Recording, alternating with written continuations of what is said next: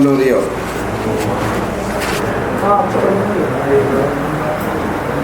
ചക്കയട പറഞ്ഞായിരുന്നോ?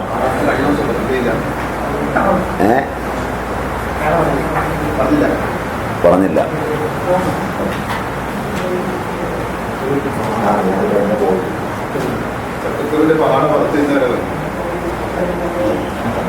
എവിടം വരെയാ പറഞ്ഞേ?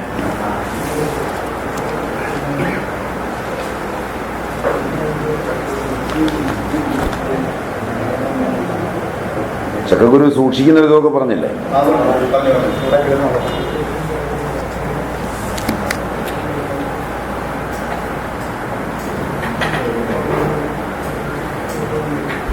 പഴുത്ത ചക്കയുടെ ചുളയും അത് പറഞ്ഞു. ശർക്കരയും തേങ്ങയും നന്നായി അരച്ച് അല്പം ജീരകവും ചുക്ക് പൊടിച്ചതും ചേർത്ത് യോജിപ്പിച്ച് വഴന അല്ലെങ്കിൽ കറുപ്പ എന്ന് പറയുന്ന ചെടിയുടെയോ കുമിഴ് അല്ലെങ്കിൽ പൂവരശ് എന്നീ മരങ്ങളുടെയോ ഇല, വഴയിലയാകാം, വട്ടയില അല്ലെങ്കിൽ കുറുക്കുട്ടി ഇലയാവാം, പ്ലാശിൻ്റെ ഇലയുമാകാം. ഇവയിൽ ഏതിലെങ്കിലും ഇല കുമ്പിളാക്കി അതിലൊഴിച്ച് ആവിക്ക് വെച്ച് അപ്പമുണ്ടാക്കുന്നതാണ് ചക്കയടാന്ന് പൊതുവെ പറയുന്നത്. ഓരോ ദേശവും ഓരോ ഇല എടുക്കുന്ന ഏറ്റവും നല്ലത് പൂവരശിൻ്റെ ഇലയാണ്. ചക്ക തടി പുഴുങ്ങുക, ഇത് കേട്ടിട്ടുണ്ടാവില്ല. അരി പൊടിച്ച് വറുത്തെടുക്കുക. ചക്കപ്പഴം, ശർക്കര, തേങ്ങ എന്നിവ ചേർത്തരച്ച് ജീരകപ്പൊടിയും ചുക്കുപൊടിയും കൂട്ടി ഉണക്കി കവുങ്ങിൻ്റെ പാളയിൽ ചുരുട്ടി അതിനുള്ളിൽ നിറയ്ക്കുക. റോളായിട്ട് അതിനുള്ളിൽ നിറച്ച് നന്നായി കെട്ടിയെടുത്ത് നല്ല പുഴമണലിൽ പൂഴ്ത്തി വെച്ച് മണൽ പഴുക്കുവോളം തീയിട്ട് ചുട്ടെടുക്കുക. ഇനി ചക്കത്തടി പുഴുങ്ങുക എന്നാണ് പറയുന്നത്. പഴയ കാലത്ത് ഇത് ആചാരമായി ചെയ്യുന്ന ഏതോ ഒരു അമ്പലം ഉണ്ടെന്ന് തോന്നുന്നു. ചെറുപ്പല ഉണ്ടാവും.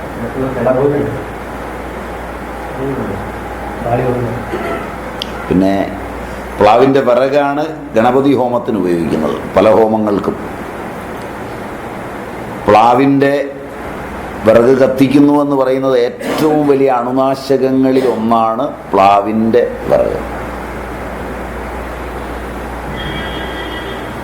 ഇത്രയുള്ള 100 ഗ്രാം വിറകിന് 150 രൂപയാണ് വില കാതലിന്.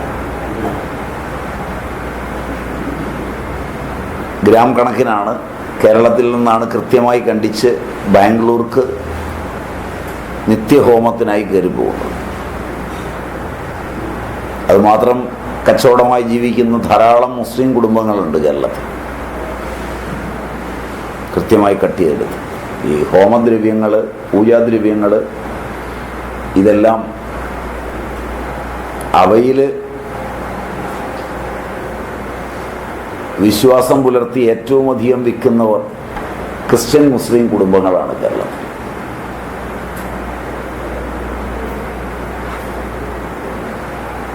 പൂജാ സാധനങ്ങളെല്ലാം വിൽക്കുന്നവരാണ് കേരളത്തെ സംബന്ധിച്ച്.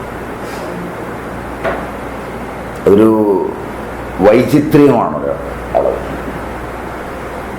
എന്ന് തന്നെയല്ല. കേരളത്തിൽ ഇപ്പോൾ പല വിഗ്രഹങ്ങളുടെയും പുനഃപ്രതിഷ്ഠയിൽ തന്ത്രിയോടൊപ്പം പങ്കെടുക്കുന്നതും ക്രിസ്ത്യൻസാണ്. പ്രമുഖ തന്ത്രിമാരുടെ എല്ലാം പുനഃപ്രതിഷ്ഠാകർമ്മങ്ങളോട് ബന്ധപ്പെട്ട സാധന സാമഗ്രികൾ, ആനകുത്തിയ മണ്ണ്, പന്നികുത്തിയ മണ്ണ്, ഇങ്ങനെയുള്ള സാധനങ്ങളൊക്കെ അതിന് വേണം. അവയൊക്കെ അടുപ്പിക്കുക, വിഗ്രഹം ശരിയാക്കുക തുടങ്ങിയ ഗോളക ഇതുപോലുള്ള കാര്യങ്ങളെല്ലാം അവിടെ പോയി തൊഴുത് കാശും കൊടുത്തു പോരുന്നു എന്നതിനപ്പുറം ഹൈന്ദവ സമൂഹങ്ങൾക്ക് ബന്ധമുള്ളതല്ല. ഞാൻ സന്ദർഭം വന്നതുകൊണ്ട് സൂചിപ്പിച്ചു എന്നേ ഉള്ളൂ. നിങ്ങൾക്ക് അന്വേഷിക്കാം, പഠിക്കാം. ഞാൻ പറഞ്ഞത് തെറ്റാണെങ്കിൽ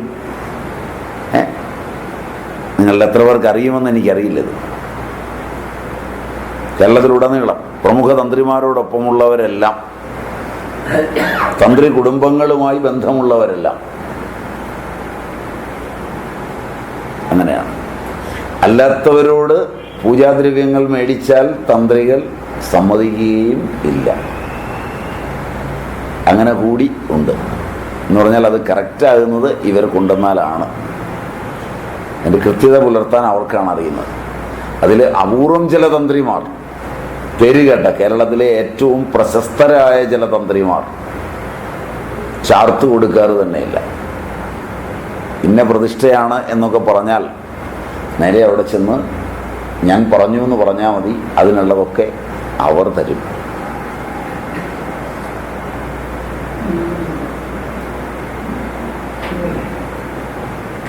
ഈ വിവരങ്ങൾ നിങ്ങൾക്ക് അറിയുമോ എന്ന് എനിക്കറിയില്ല. ആർക്കും വിറകല്ല, ഞാൻ പറഞ്ഞ എല്ലാ സാധനവും, പൂജാദ്രവ്യങ്ങൾ മുഴുവൻ ഒരു വളരെ ഭക്തിയോടുകൂടിയായിരിക്കും ചെയ്യുന്നത്. അതിനെക്കുറിച്ച് എനിക്കറിയില്ല. എന്താ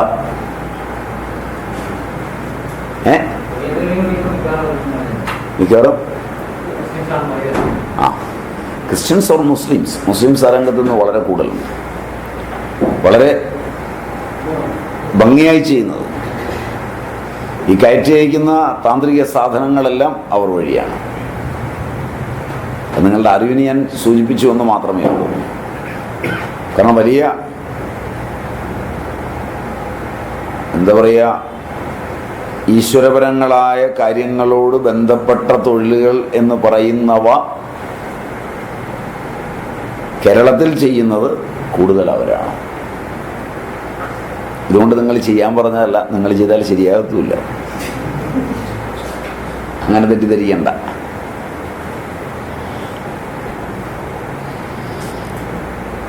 പ്ലാവിൻ്റെ വിറക് പറഞ്ഞുകൊണ്ട് പറഞ്ഞതാണ്. പ്ലാവിൻ്റെ വിറക് ഉപയോഗിക്കുന്നതിന് കാരണം ഏറ്റവും വലിയ അണുനാശകമാണ്. ഹോമത്തിൽ ആ പുക അണുനാശനത്തിനുള്ളതാണ്. ഏറ്റവും വലിയ അണുനാശകമായതുകൊണ്ട് അതിൻ്റെ കാതൽ കഷായം വെച്ച് കഴിച്ചാൽ എല്ലാ നാഡീ സംബന്ധമായ രോഗങ്ങളും അതുൾപ്പെടെ എല്ലാ നാഡീ സംബന്ധമായ രോഗങ്ങളും അപസ്മാരവും അസ്തമിക്കും. അപസ്മാരം മാറാനും പ്ലാവിൻ്റെ വേരല്ല കാതൽ, തടിയുടെ കാതലായാലും കാതല് കഷായം വെച്ച് കഴിച്ചാൽ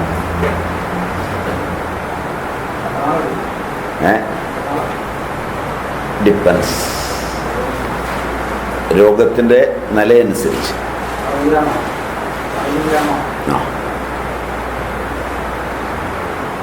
പ്ലാവിൻ്റെ വേര് കഷായം വെച്ച് കഴിച്ചാൽ വയറിളക്കം നിൽക്കും.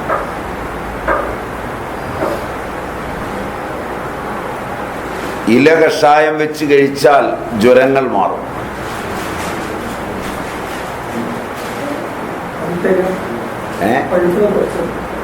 പഴുത്തേല. അതുകൊണ്ടാണ് പഴയ വീടുകളിലെല്ലാം പ്ലാവില കുത്തി കഞ്ഞി കുടിച്ചത്.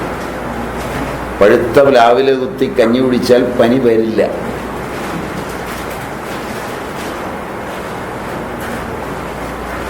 ഇലകൾ തിളപ്പിച്ച വെള്ളം കൊണ്ട് വ്രണം കഴുകി മൂത്ത പ്ലാവിൻ്റെ പൊള്ളി വരുന്ന തൊലിയുടെ ഉള്ളിലെ മുരി വ്രണത്തിലിട്ടാൽ ഏത് വ്രണവും ഉണങ്ങും. പഴയ വീടുകളിൽ ചുരണ്ടി വയ്ക്കും. മനസ്സിലായോന്നറിയില്ല സാധനം. പ്ലാവിൻ്റെ തൊലി പൊള്ളിപ്പോരും. പ്ലാവ് തന്നെ കണ്ടിട്ടില്ല.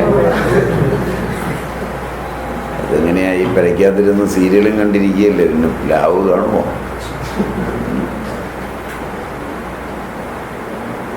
പ്ലാവ് മൂത്ത് കഴിയുമ്പോൾ അതിൻ്റെ തൊലി വെള്ളും, എന്നിട്ട് പൊള്ളിപ്പോരും. ഒന്ന് തട്ടിയാലെങ്കിൽ പോരും. അതിൻ്റെ അകത്തൊരു മഞ്ഞ ചുവപ്പ് നിറത്തിലുള്ള ഒരു പൊടിയുണ്ടാവും. ആ പൊടി ചുരണ്ടി എടുത്തു വയ്ക്കും പഴയ ആളുകൾ. വ്രണത്തിന് ഇത്രയും ഫലപ്രദമായൊരു ഔഷധമില്ല. അതീവ ഫലപ്രദമാണ്.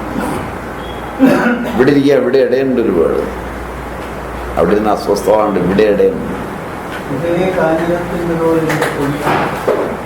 കാഞ്ഞിരത്തിന്റെ തോലിന്റെ പൊരിയും നല്ലതാണ്. അത് ഞാൻ വേറൊരു വലിയ വ്രണത്തിനാണ് പറഞ്ഞത്. കോഴിയുടെ കാഷ്ടവും ചാണകവും ഒക്കെ ചേർത്ത് തുണി വെച്ച് ഇട്ട് വെള്ളം വറ്റിച്ച്, ആ വെള്ളം വറ്റിക്കഴിഞ്ഞ് നേരെ ഇട്ടാൽ ഉണങ്ങുന്നത് ക്യാൻസർ വ്രണങ്ങളുടെ കാര്യത്തിലാണ് പറഞ്ഞത്. എഴുതിയെടുക്കുന്നില്ലെങ്കിലും ചിലതിങ്ങനെ കേട്ടോർത്തിരിക്കുന്നല്ലേ, ഉറക്കത്തിനിടയിൽ കേട്ടതാണ്.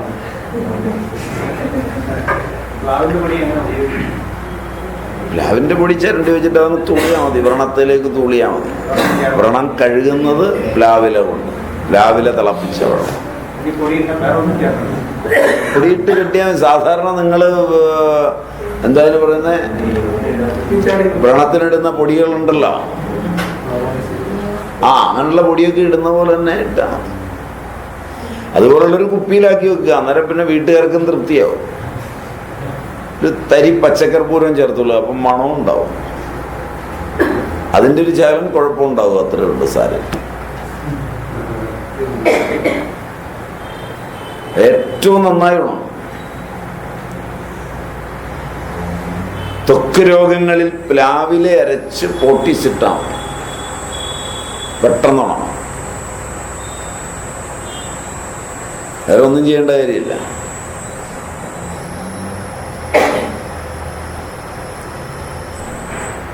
മലം, മൂത്രം, ആർത്തവം, രോമകൂപങ്ങൾ, മൂക്ക്, വായ്, കണ്ണ്, ചെവി, ഇങ്ങനെയുള്ള സ്ഥലങ്ങളിലൂടെ എല്ലാമുള്ള രക്തസ്രാവത്തിന് പൂർണ്ണമായി നിൽക്കാൻ ഇല അരച്ച് കഴിച്ചാൽ മതി, പ്ലാവിലെ അരച്ച് കഴിച്ചാൽ മതി. മലമുറുകും. പശുവും ആടുമൊക്കെ പ്ലാവില തിന്നുമ്പോൾ അതിൻ്റെ ഇത് കണ്ടിട്ടുണ്ടാവും, നല്ലപോലെ മുറുകും. പക്ഷെ സ്വച്ഛന്തമായിരിക്കും, ശൗചം ചെയ്യാൻ ആവശ്യമില്ലാത്ത പോലെ സ്വച്ഛന്തമായി.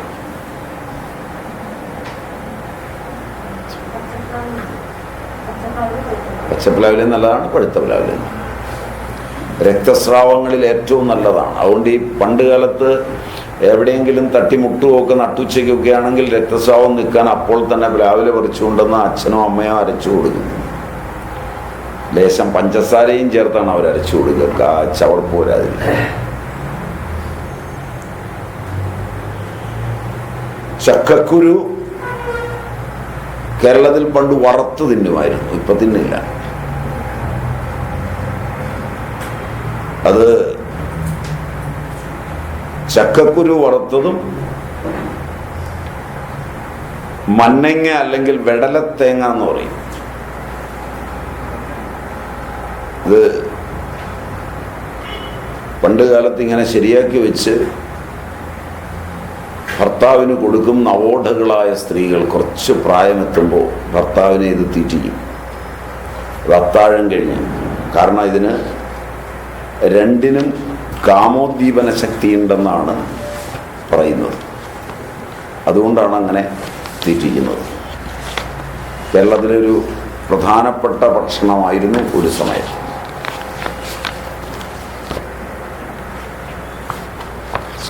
മതി. മറ്റേ തിരുവോണം അല്ലെങ്കിൽ മറ്റേ ഉത്രാടം അല്ലെങ്കിൽ പ്ലാവ്. ഇനി നമുക്ക് തിരുവോണം. 22ാമത്തെ നക്ഷത്രം അല്ലേ? വൃക്ഷം എരിക്ക്.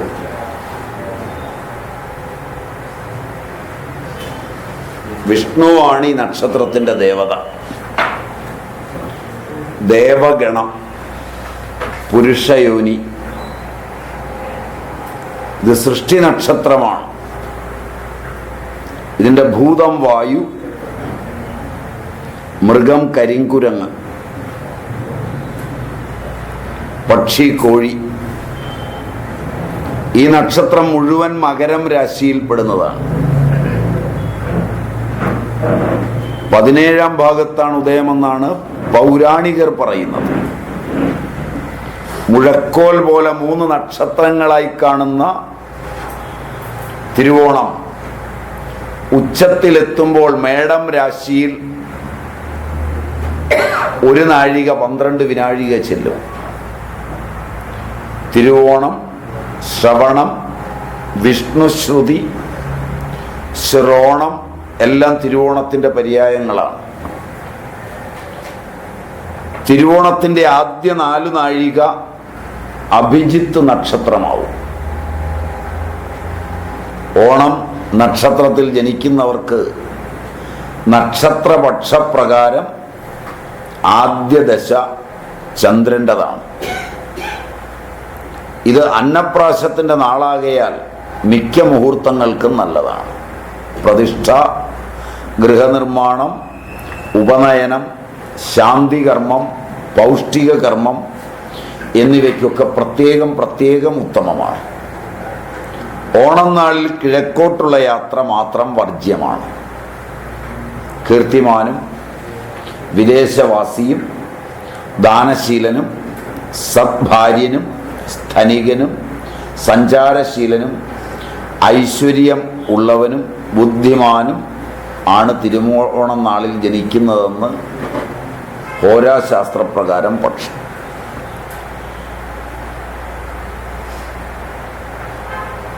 ഓണത്തിൻ്റെ 3-ാം കാലിൽ ജനിച്ചാൽ സ്ഥൂല ശരീരനും അല്പസന്തതിയും മേധാവിയും കലഹശീലനും ഉത്സാഹിയും ഗ്രന്ഥി രോഗങ്ങളുള്ളയാളും ആകുമെന്ന് പക്ഷം. 2-ാം കാലിൽ ജനിച്ചാൽ ശോഷിച്ചവനും കാമിയും ലുബ്ധനും ബ്രഹ്മജ്ഞാനിയും ബഹുഭൃത്യനും ആകും. 3-ാം കാലിൽ ജനിച്ചാൽ, 1-ാം കാലാണ് ആദ്യം പറഞ്ഞത്, 3-ാം കാലിൽ ജനിച്ചാൽ വിഷയാസക്തനും രോഗിയും ധനികനും ദാനശീലനും അത്യുദാരനും നിർബന്ധശീലനും ഭയങ്കരനുമായിരിക്കും. 4-ാം കാലിൽ ജനിക്കുന്നയാൾ ഗണിത വിദഗ്ധനും സുഖിയും ധർമ്മിഷ്ഠനും ദാനശീലനും ധനികനും കൃഷി ആദായം ലഭിക്കുന്നവനുമായിരിക്കും. ഇങ്ങനെയാണ് ഹോര പറയുന്നത്.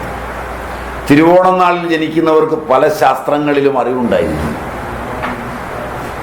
ഹൃദയം പരിശുദ്ധവും ശാന്തവുമായി, പ്രവൃത്തികളിലെല്ലാം ആദർശനിഷ്ഠ പുലർത്തുന്നവരും ആത്മാർത്ഥതയുള്ളവരുമായിരിക്കും.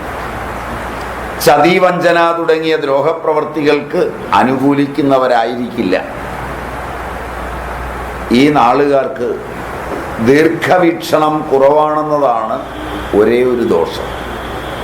ദൈവഭക്തിയുള്ളവരും സദാചാരനിഷ്ഠരും ലളിത ജീവിതത്തിൽ താല്പര്യമുള്ളവരും ആയിരിക്കും. തനിക്ക് അവകാശമുള്ളത് മറ്റുള്ളവർക്ക് വിട്ടുകൊടുക്കാത്തവരാണ് തിരുവോണം നാളുകാർ. വിട്ടുകൊടുക്കുന്നവരാണെന്നല്ല പറഞ്ഞേ, മുകളിൽ പറഞ്ഞ ഗുണങ്ങൾ കൊണ്ട് അങ്ങനെ ഊഹിച്ചേക്കരുത്. വിട്ടുകൊടുക്കാത്തവരാണ്. മുകളിൽ ഒരുപാട് ഗുണങ്ങൾ പറഞ്ഞതുകൊണ്ട് മിക്കവാറും നിങ്ങൾ ധരിച്ചേക്കാൻ വഴിയുള്ളത് വിട്ടുവീഴ്ചയുള്ളവരാണെന്നാണ്. ഒട്ടും വിട്ടുവീഴ്ചയുള്ളവരല്ല. തങ്ങൾക്ക് അവകാശപ്പെട്ടതൊന്നും വേറെ ഒരാൾക്കും വിട്ടുകൊടുക്കാൻ ഒരു തരത്തിലും തയ്യാറാകാത്തവരാണ് തിരുവോണം നാളുകാർ. വിനയ സ്വഭാവികളല്ല. ഈ കൂട്ടർക്ക് അവരുടെ വിശ്വസ്തരിൽ നിന്ന് വിപരീത അനുഭവങ്ങൾ മാത്രമേ ഉണ്ടാവൂ. ഇവര് സൗന്ദര്യം തികഞ്ഞവരും ശരീരലക്ഷണങ്ങൾ ഉത്തമമായവരുമാണ്.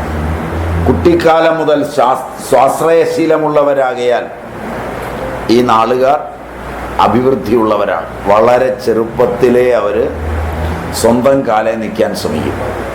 എത്ര കഴിവുള്ള അച്ഛനും അമ്മയും ഉണ്ടെങ്കിലും അവരെ ഡിപ്പെൻഡ് ചെയ്യാനൊന്നും പോവില്ല. അതുകൊണ്ട് അവർ വളരെ വേഗത്തിൽ അഭിവൃദ്ധി നേടുമെന്നുള്ളതാണ് ഈ നാളുകാരുടെ പ്രത്യേകത.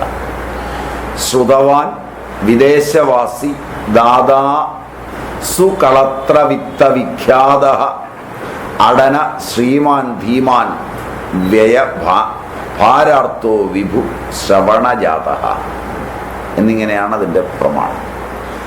ശ്രീമാൻ, ശ്രവണേ സുതവാൻ, ദാരോ ധനാൻവിദഗ്ധ്യ എന്ന് വരാഹമിഹിരനും പറയും. ഇതാണ് നാളിനെ കുറിച്ചുള്ള ഭാഗം. ഇനി എരുക്ക്, വൃക്ഷം. നാളിനെ കുറിച്ച് പറഞ്ഞത് തിരുവോണക്കാരുണ്ടെങ്കിൽ അവർക്ക് ബോധ്യമായി കാണും. വരാഹമിഹിരനും ഒക്കെ പറഞ്ഞത് ശരിയാണോ അല്ലയോ എന്ന്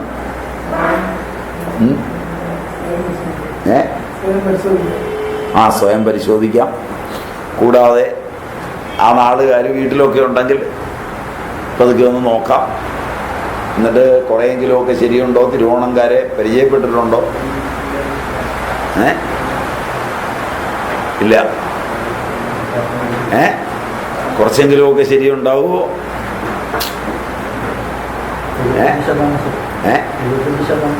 ഏതാണ്ട് പറഞ്ഞ 75% ശരിയാണ്. പിന്നെ ഞാനതിൻ്റെ കൂടെ ഒരു കാര്യവും കൂടെ പറഞ്ഞേക്കാം. തിരുവോണം നാളുകാർ ചിരിച്ചുകൊണ്ടിരിക്കുന്നതിനിടയിൽ കരയും, കരയുന്നതിനിടയിൽ ചിരിക്കും. ഒരു തിരിഞ്ഞിരുന്ന നാളാണ് തിരുവോണം. ശരിയായിരിക്കുമോ?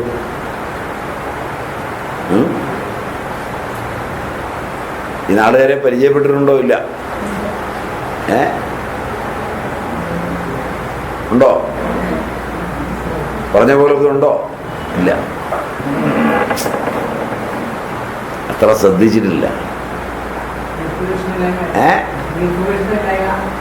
അയ്യോ, തിരുവോണം നാളുകാരുടെ സ്വഭാവമാണ്. അതുകൊണ്ട് കൂട്ടത്തിൽ നിൽക്കുന്നവരുടെ ചതിവ്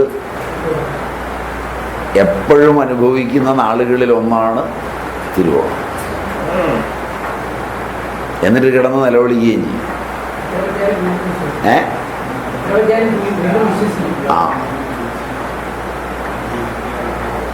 പറ്റിയതായി അവർ സമ്മതിക്കില്ല. എത്ര പറ്റിയാലും വീണ്ടും വിശ്വസിക്കുമെന്നതിനേക്കാൾ പറ്റിയാലും പറ്റിയതായി അവർ സമ്മതിക്കില്ല. അതവരോട് വർത്തമാനം പറഞ്ഞിരിക്കാൻ നല്ലതാണ്. തിരുവോണം നാളിലുള്ള ഭാര്യയും ഭർത്താവും കൂടെ വർത്തമാനം പറയുകയാണെങ്കിൽ അതിൽ ഒരാൾ സ്കോറടിക്കുന്നത് കാണാൻ നല്ല രസമുള്ളതാണ്.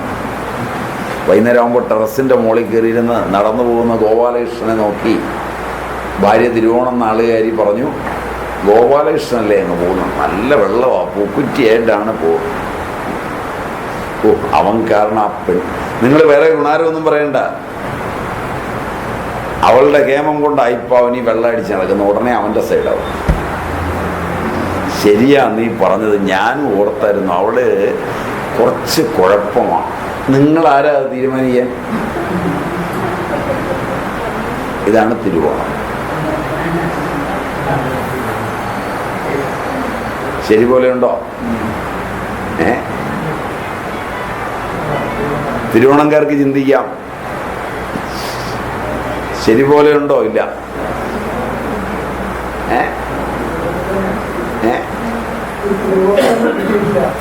തിരുവോണംകാർ വന്നിട്ടില്ല.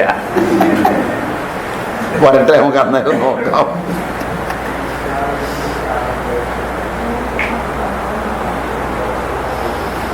എരുക്ക്, അർക്കഹ, അർക്കകുലം,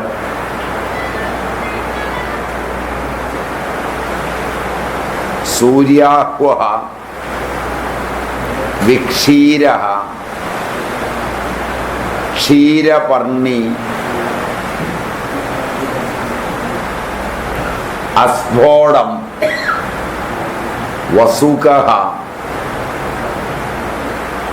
ഭാസ്കരഃ, രവിഃ, അളർക്കം, മന്ദാരം. ഇതെല്ലാം എരിക്കിൻ്റെ പര്യായങ്ങളാണ് സംസ്കൃതത്തിൽ.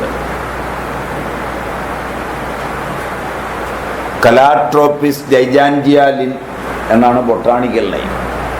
കലാട്രോപ്പിസ് ജൈജാൻറ്റിയ ലിൻ, LIN. അതതിൻ്റെ ഒരു കണ്ടെത്തലിൻ്റെ ഭാഗമാണ്.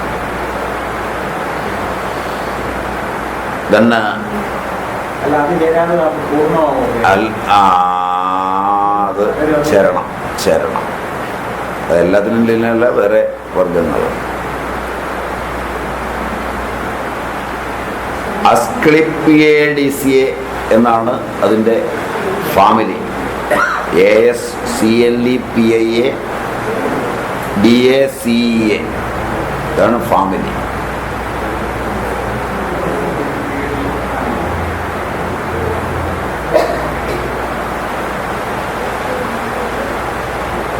ഹിന്ദിയിൽ അഖവന, ആഖ, മന്ദാര, മദാര. തമിഴിൽ പെല്ലർക്കു, എരുക്കു. കന്നഡ എക്കമേലി. തെലുഗു ജില്ലേടു, മനാരമു.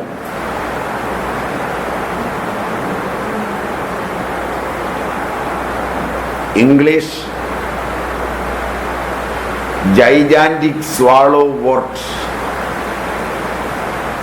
മുദർ എന്നും പറയും. Mudar, gigantic swallow wort, WORT. Bengali ആക്കരു.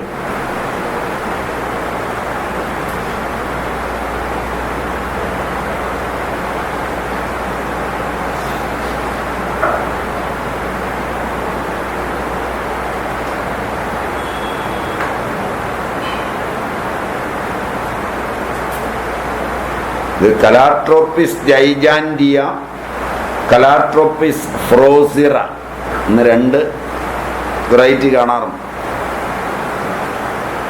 തിരിച്ചറിയാനുള്ള വഴി കലാട്രോപ്പിസ് ജൈജാൻറ്റിയയിൽ അതിൻ്റെ കൊറോണ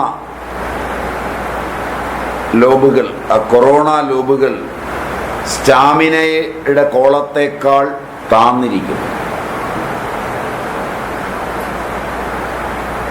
അതാണ് അത് കണ്ടുപിടിക്കാനുള്ള എളുപ്പവഴി. ദളങ്ങൾ പുറമോട്ട് വളഞ്ഞും കാണും. ആ വർഗത്തിൽ വെള്ളയും ചുവപ്പും പുഷ്പങ്ങളുണ്ട്. വെള്ള എരിക്കെന്നും ചുവന്ന എരിക്കെന്നും പറയും. ചുവന്ന എരിക്ക് അല്ലല്ല, ചുവന്ന, ഫുള്ള് ചുവപ്പ്.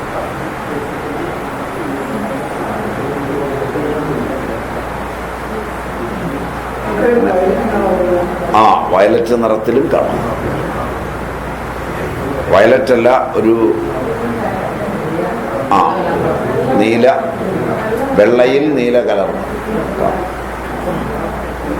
കലാട്രോപ്പിസ് ഫ്രോസിറയിൽ കൊറോണ ലോബുകൾ സ്റ്റാമിനൽ കോളത്തിന് സമമോ അതിൽ നിന്ന് ഉയർന്നോ കാണും.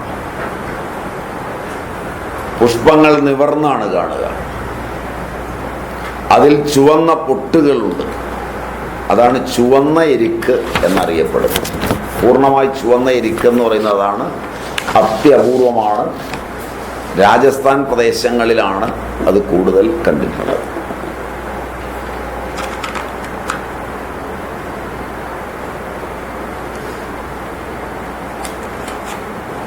മറാത്തിയിൽ അഗാദോ, കൊങ്കണിയിൽ റൂവി, പേർഷ്യയിൽ വോക്ക് ബാർക്ക്, സിൻഡിൽ ബൈക്ലോസ്പ, ഉറുദുവിൽ ഉരുക്ക്, തുളുവിൽ യക്കാമലെ എന്നെല്ലാം പേരുകൾ പറയും. ഏഷ്യയിലെ ഉഷ്ണമേഖലയിൽ, അമേരിക്കയിലെ ഉഷ്ണമേഖലയിൽ ശ്രീലങ്ക, മലയ, സിംഗപ്പൂർ, ചൈന, ഇന്ത്യ എന്നിവിടങ്ങളിലെല്ലാം സമൃദ്ധമായി വളരുന്ന സസ്യമാണ്. വെളുപ്പും ചുവപ്പും എന്ന് 2 ഇനങ്ങൾ പൊതുവെ പറഞ്ഞു വരുന്നത്. കൃത്യമായി ചുവപ്പല്ല, മുമ്പ് പറഞ്ഞ തരമാണ്. വെള്ളയെ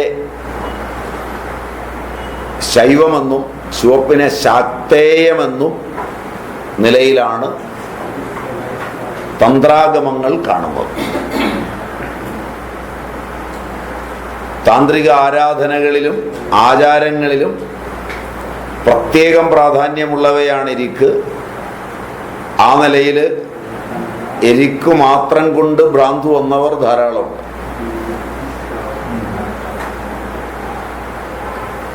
എരിക്കെന്ന് പറയുന്ന ഒരു മരം കാരണം മാത്രം ധാരാളം ഭ്രാന്ത് വന്നവരുണ്ട്.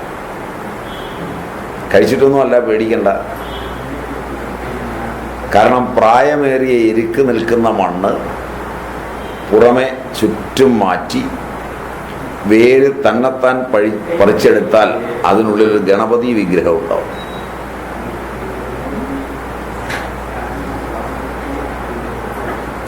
കാരണം അതിൻ്റെ വേരുകൾ പോകുന്ന ആകൃതി ഉറച്ചു കഴിയുമ്പോൾ മണ്ണ് കട്ടിയായി ഗണപതിയുടെ തുമ്പിക്കൈയ്യ്, കാല്, കയ്യ്, പിന്നെ മൂക്ക്, അതായത് മറ്റേ കണ്ണ്, ഇവയെല്ലാം അവയവങ്ങളോടുകൂടിയ ഒരു വിഗ്രഹം ഫോം ചെയ്യും. തല, ചെവി എല്ലാം. അതെനിക്ക് പറയാൻ കഴിയില്ല. വലിയ എരിക്ക് മാന്തിയാൽ ഇത് കിട്ടും എന്നത് തീർച്ചയാണ്. വെള്ള എരിക്ക് ഒരു എരിക്കുന്ന ഒരു വിഗ്രഹം 100 കിട്ടില്ല. അത്രയാണ് കണ്ടിരിക്കുന്നത്. ഏതാ വേര് അമർന്നിട്ട് ഉണ്ടാകുന്നതാണ്. വേര് അമർന്നിട്ട്, വേര് ഞെക്കിയിട്ട് മണ്ണങ്ങനെ ആകുന്നതാണ് വളരുമ്പോൾ. അത് അടിയിൽ നിന്ന് എടുത്ത് മെഴുകി പച്ചമണ്ണിൽ വെച്ചോ അല്ലെങ്കിൽ ചുട്ടെടുത്തോ പൂജ ചെയ്താൽ തന്ത്രാഗമങ്ങൾ ഒട്ടേറെ പ്രയോജനങ്ങളെപ്പറ്റി പറയുന്നുണ്ട്.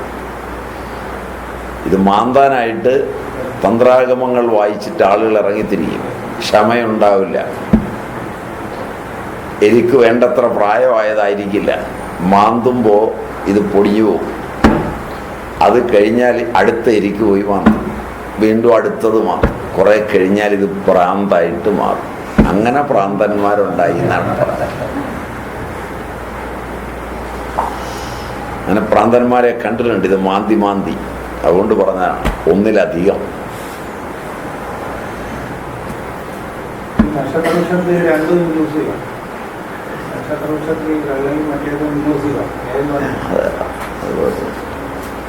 വെള്ളയാണ്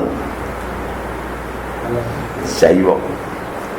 നല്ലത് എന്ന പദം നിങ്ങൾ ശൈവനോ ശാക്തേയനോ എന്നതിനെ ആശ്രയിച്ചിരിക്കും. അതുകൊണ്ട് ഞാൻ നല്ലത് എന്ന് രണ്ടിനെയും പറയാൻ ഇപ്പം ചെയ്യുന്നില്ല. എന്താ കാരണം എന്ന് വെച്ചാൽ, പഠിപ്പിക്കുന്ന സമയത്ത് എൻ്റെ ഇഷ്ടം പറയുന്നത് മര്യാദകേടാണ്. അത് എൻ്റെ ഇഷ്ടമായിട്ടിരിക്കട്ടെ. സൂത്രത്തിലാണെങ്കിലും ഒന്ന് ചൊറിയ അല്ലേടാ. അപ്പോ ഈ ഗണപതിയുടെ ആകൃതി ഉണ്ടെന്നും അതെടുത്ത് ചുട്ട് വിഗ്രഹമാക്കി പൂജിക്കുന്നതായാൽ സർവ അഭീഷ്ടങ്ങളും സാധിക്കുമെന്നും തന്ത്ര ആരാധകർ വിശ്വസിക്കും. വിദ്യ, യശസ്, ധനം ഇവയ്ക്കൊക്കെ വളരെ ഗംഭീരമായി പറയപ്പെടുന്ന ഒന്നാണ്. അങ്ങനെയൊക്കെ വിദ്യ സമ്പാദിക്കാനും ധനം സമ്പാദിക്കാനുമൊക്കെ പോയിട്ടുള്ളവർ പണ്ടുണ്ട്, സാധിച്ചവരും ഉണ്ട്. അതും സംശയിക്കണ്ട. എന്ന് വെച്ച് ഇറങ്ങിത്തിരിക്കരുത്. വളരെ ആലോചിച്ച് ഇറങ്ങിത്തിരിക്കാവും.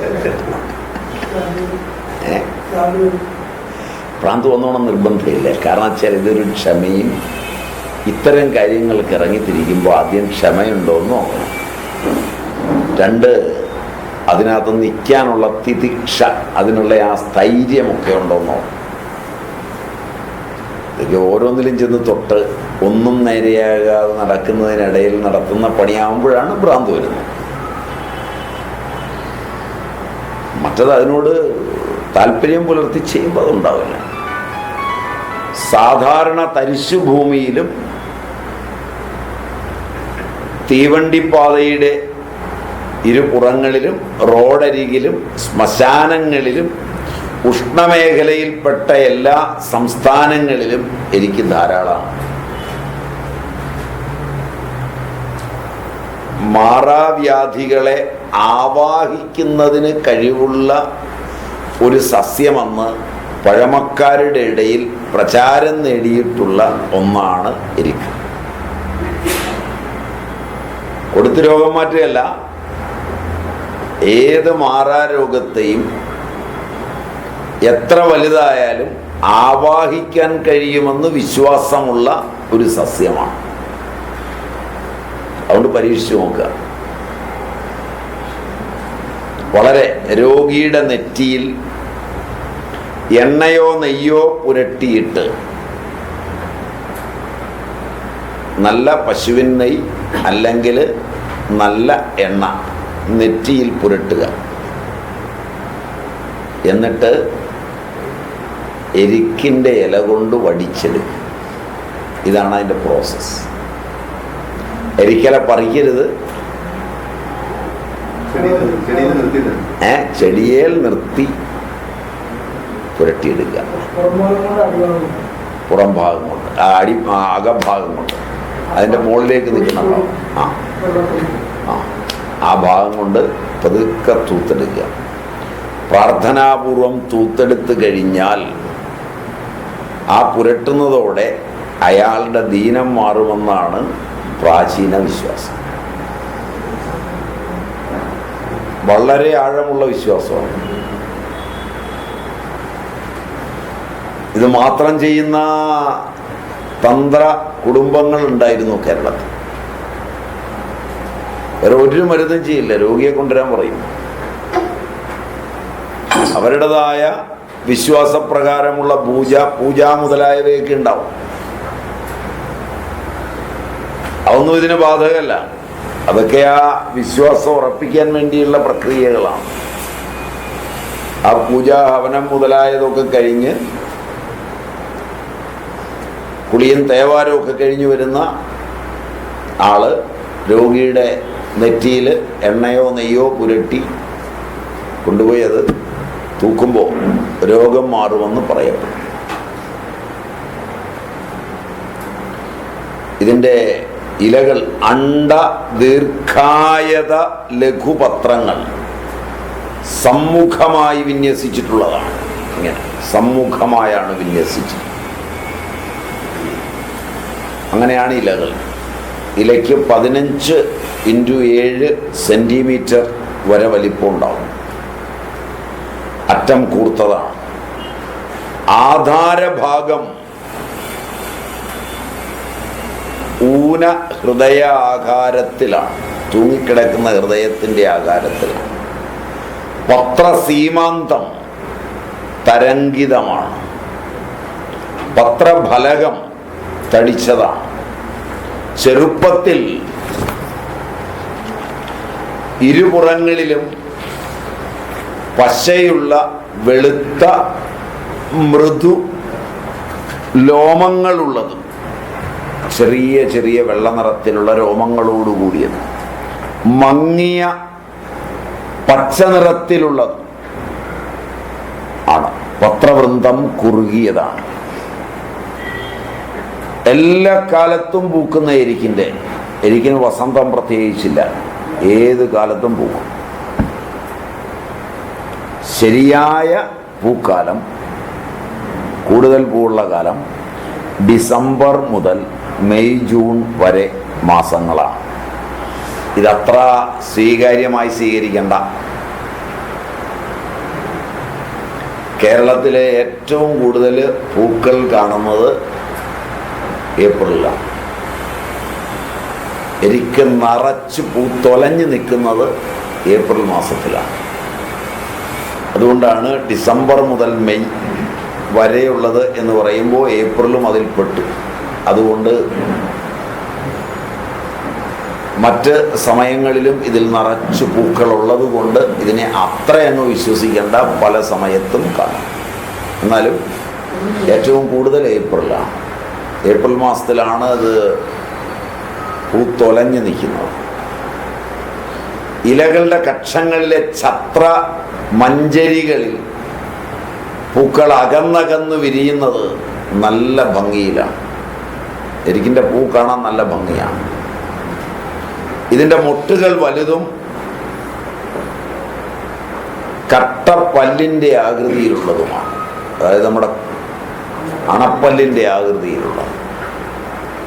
ബാഹ്യദളപുടം 5 പാളികളോട് കൂടിയതാണ്. അവ ചുറ്റിക്കയറി കാണപ്പെടുന്നു. ദളങ്ങൾ വിരിയുമ്പോൾ പാളികൾ 5 അകന്നു വിടരുന്നു. അതാണ് അതിൻ്റെ പ്രത്യേകത. ചുവട് യോജിച്ചിരിക്കുന്നു. അണ്ഡാകൃതിയിലുള്ള ദളപാളികൾക്ക് അഗ്രം പ്രാസകാകാരത്തിലും കേസരങ്ങൾ 5 ദളലഗ്നങ്ങളും ആയിരിക്കും.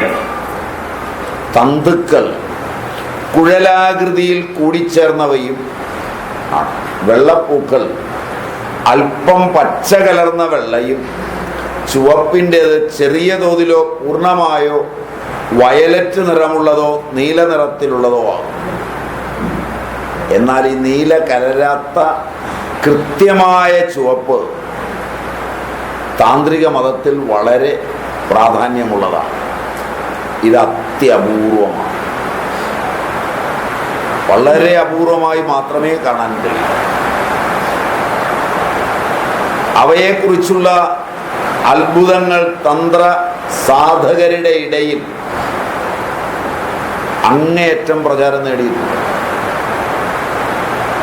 ചുവന്ന എരുക്കിനെ കുറിച്ചുള്ള അത്ഭുത കഥകൾ ചില്ലറയൊന്നുമല്ല. ഗ്രന്ഥങ്ങളിൽ അവിടെ ചില സൂചനകളേ ഉള്ളൂ. എങ്കിലും തന്ത്ര സാധകർ ഏറ്റവും കൂടുതൽ പ്രചാരമുള്ള 2 അത്ഭുത സസ്യങ്ങളാണ് താന്ത്രിക ആരാധനയിൽ ചുവന്ന എരിക്കും നീല ഉമ്മവും.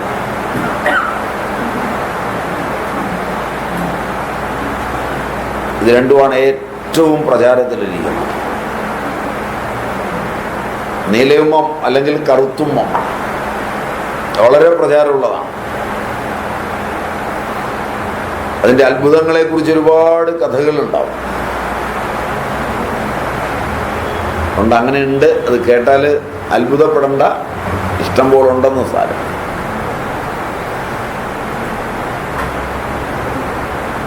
ചുവന്ന ഇനം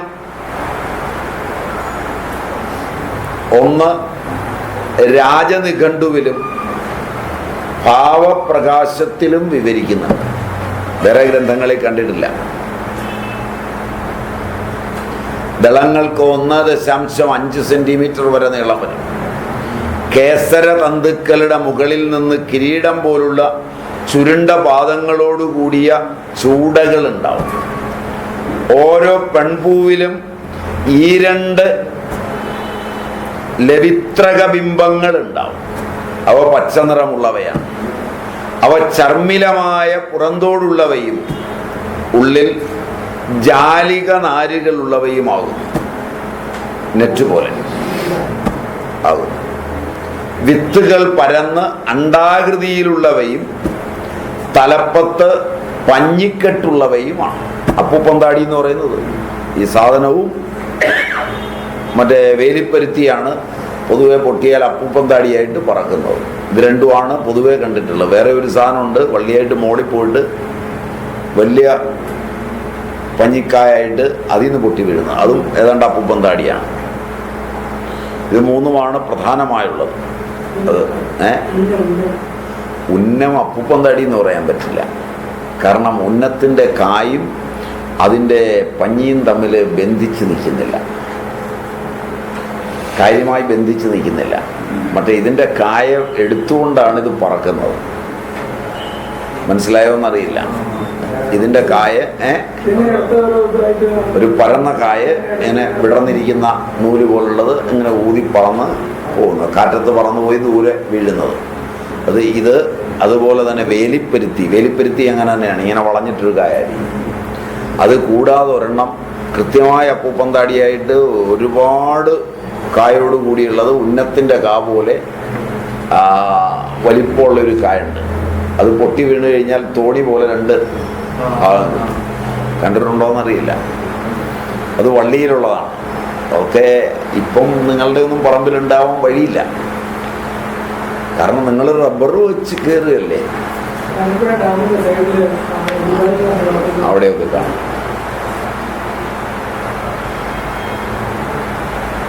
അവിടെ പിള്ളേര് പറത്തുന്നവയിൽ ഒന്ന് എരിക്കിൻ്റെ വിത്ത് വിതരണത്തിന് പ്രകൃതി ഒരുക്കിയ പഞ്ഞിയാണ്.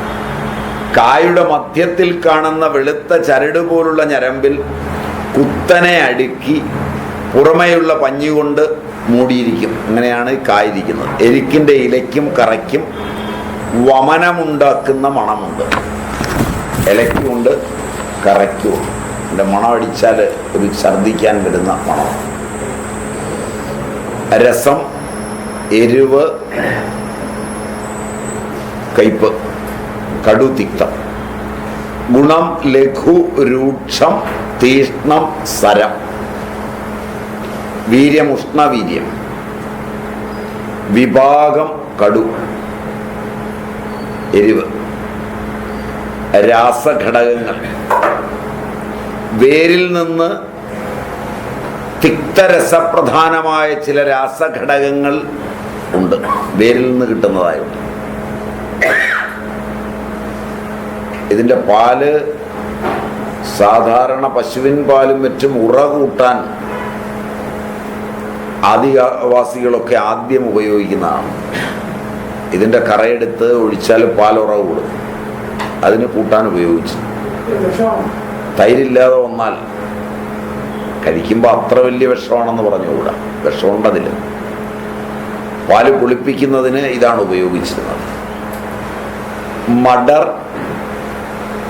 അൽബാ മഡർ, ഫ്ലാബിൻ, കറുത്ത അമ്ലം, റെസിൻ എന്നിവയെല്ലാം ഈ കറയിൽ അടങ്ങിയിരിക്കുന്നു. പ്രായം ചെന്ന ചെടികളുടെ വേരുകളിൽ കൂടുതൽ രാസഘടകങ്ങൾ അടങ്ങിയിട്ടുണ്ട്.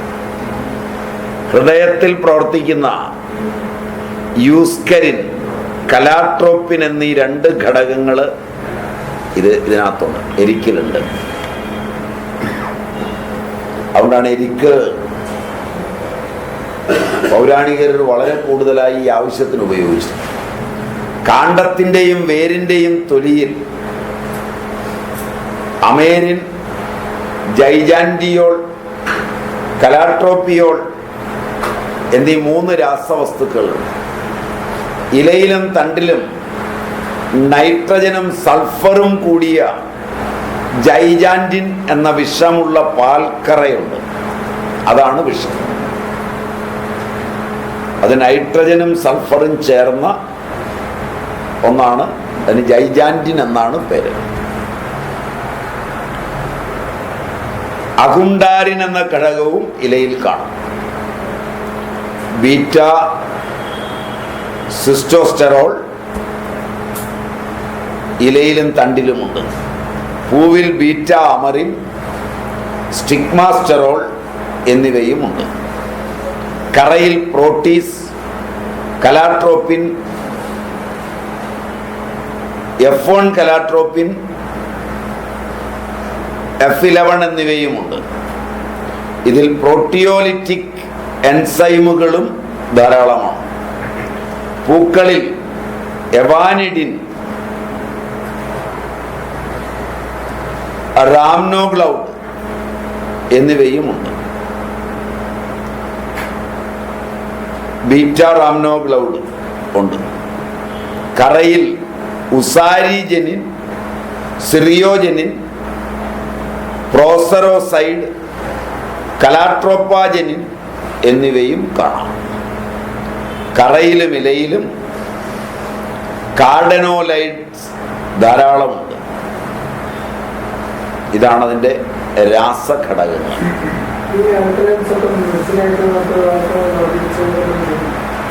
ആധുനിക വൈദ്യശാസ്ത്രം ഉപയോഗിച്ച് തുടങ്ങിയിട്ടുണ്ടെന്ന് തോന്നുന്നില്ല.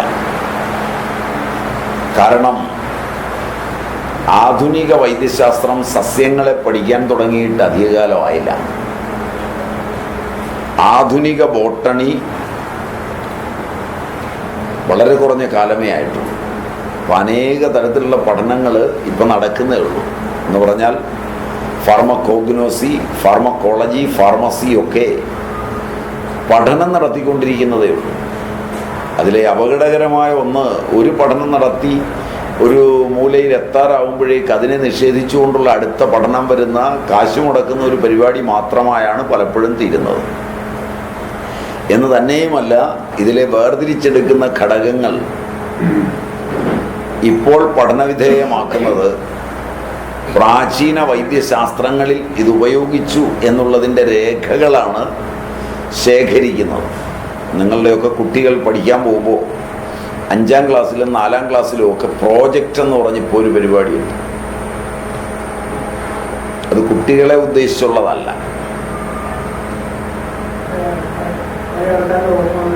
അത് നിങ്ങളുടെ വീട്ടിലിരിക്കുന്ന വയസ്സിമാരിൽ നിന്ന് കിട്ടാൻ വേണ്ടിയുള്ള ഒരു തട്ടിപ്പ് പ്രോഗ്രാമാണ്.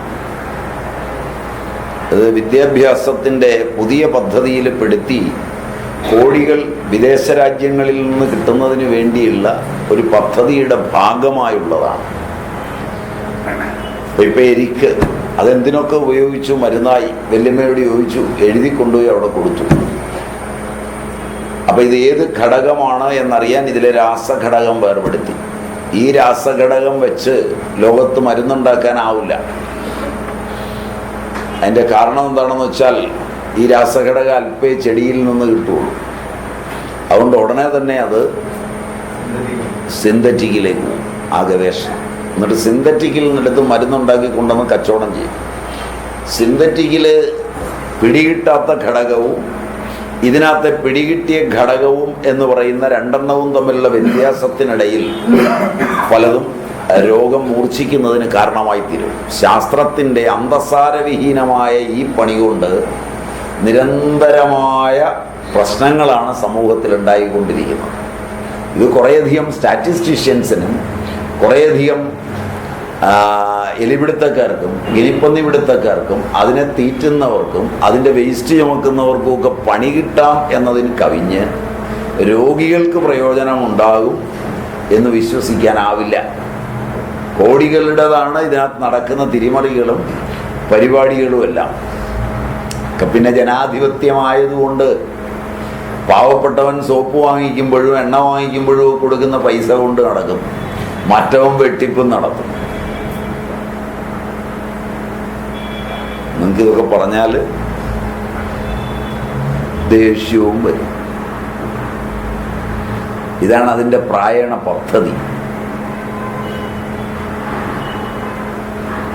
എരിക്കിൻ്റെ പൂവ് വാതം, കഫം, കൃമി, കുഷ്ഠം, ചൊറി, വ്രണം, പ്ലീഹ, എകൃത്ത്, ഗുന്മം, രക്തപിത്തം, അർശസ്, മഹോദരം, വീക്കം, എലിവിഷം, പേപ്പട്ടി വിഷം എന്നിവയെല്ലാം ശമിപ്പിക്കും.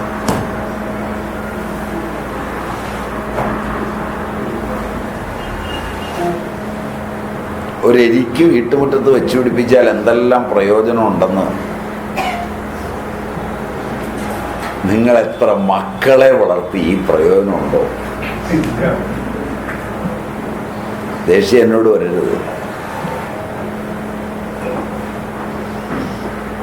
അതിനേക്കാൾ പ്രയോജനം.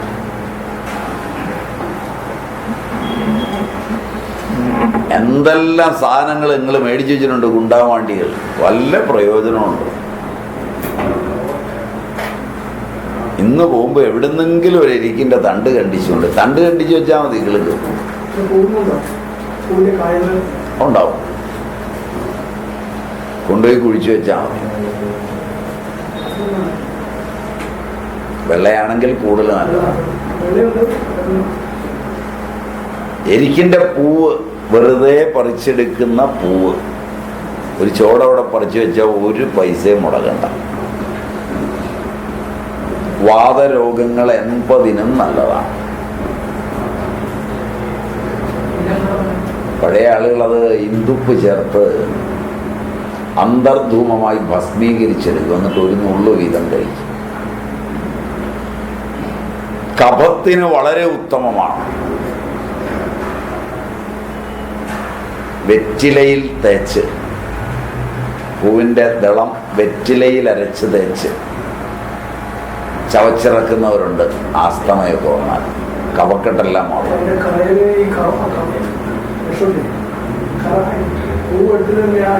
അത് ചെറിയ അളവിൽ ആ വിഷമാണ് മരുന്നായിട്ട് നിങ്ങളെ രക്ഷിക്കുന്നത്.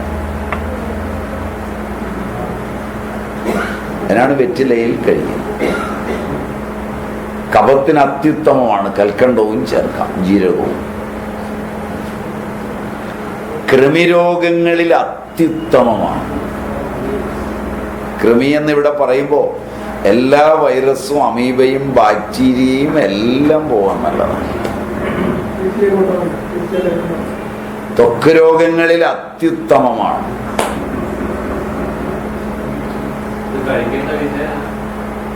പുറകെ പറയൂ ഓരോന്നോരോന്നായി. ഞാനൊന്ന് ജനറലായിട്ട് ആദ്യം ഏതൊക്കെ രോഗം മാറും ഈ സാധനം കൊണ്ട് എന്നൊന്ന് കേട്ട് നിങ്ങൾക്കൊരു ജിജ്ഞാസ ഉണ്ടാകുമോ എന്ന് നോക്കുകയാണ്. എൻ്റെ അറിവിൽ വൈദ്യവിദ്യാർത്ഥികൾക്കും വൈദ്യന്മാർക്കും പോലും ഇതൊന്നും താല്പര്യമില്ലാത്ത കാര്യമാണ്. എന്തിനാ സ്വാമി ഇതിൻ്റെയൊക്കെ ഇല പറിക്കാൻ പോകും, 4 പാരസെറ്റമോൾ വാങ്ങിച്ചാൽ കൊടുത്താൽ പോവില്ലേ എന്ന് ആയുർവേദ ഡോക്ടർമാർ ചോദിക്കുന്ന കാലമാണ്. അവർക്ക് തന്നെ ഇതിനോടൊന്നും ഒരു താല്പര്യവും ഇല്ല എന്നുള്ളതാണ് എൻ്റെ അറിവ് മിതമായി. മിനിമം അലോപ്പതി ഡോക്ടർമാർ, ആധുനിക ഡോക്ടർമാർ ആയുർവേദത്തെ, ഹിമാലയ മുതലായ ഡ്രഗ് കമ്പനികളുടെ ആയുർവേദത്തെ ആശ്രയിക്കുന്നവരും മാക്സിമം ആയുർവേദക്കാർ അലോപ്പതി മരുന്നുകളെ ആശ്രയിക്കുന്നവരുമാണെന്നാണ് എൻ്റെ സ്ഥിതിവിവരക്കണക്കുകൾ. ശരിയോ തെറ്റോന്ന് ഇവിടെ ഇരിക്കുന്ന വൈദ്യന്മാർ തന്നെ സമ്മതിക്കുമോ എന്ന് എനിക്കറിയില്ല. നിങ്ങൾ സമ്മതിക്കുമോ എന്ന് എനിക്കറിയില്ല.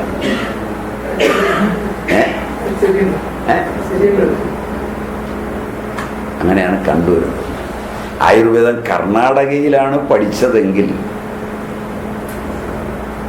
പിന്നെ ആയുർവേദ മരുന്നൊന്നും കൊടുക്കുന്ന പ്രശ്നവും ഉദിക്കുന്നില്ല.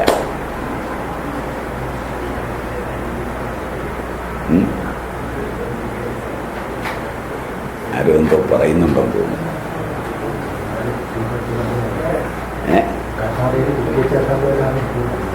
കർണാടകയിൽ കുട്ടിയെ ചേർക്കാൻ പോയത് ആരുമാണ് വർത്തമാനം പറയുന്നല്ലേ? ഇങ്ങനെയാണ് കണ്ടുവരുന്നത്.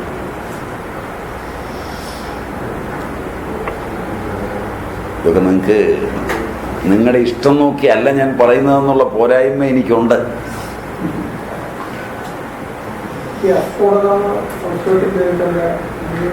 അതായത് എല്ലാ തരത്തിലുള്ള വിസ്ഫോടങ്ങളും കളയുന്ന ഔഷധമാണ്. അതിന് ഓരോന്നിനും വിൽപ്പത്തിയുണ്ട് ആ പദങ്ങൾക്കെല്ലാം.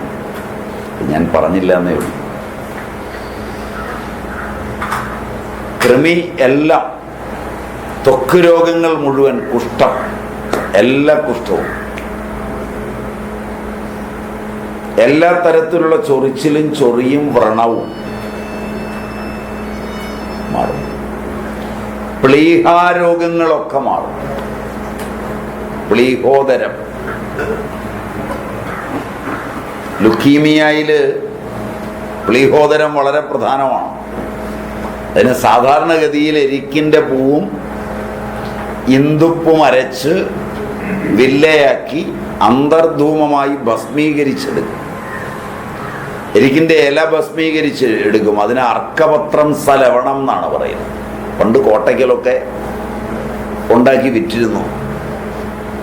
അന്ന് ഫലപ്രദമായി ലുക്കീമിയ തടയാനും കഴിഞ്ഞിരുന്നു.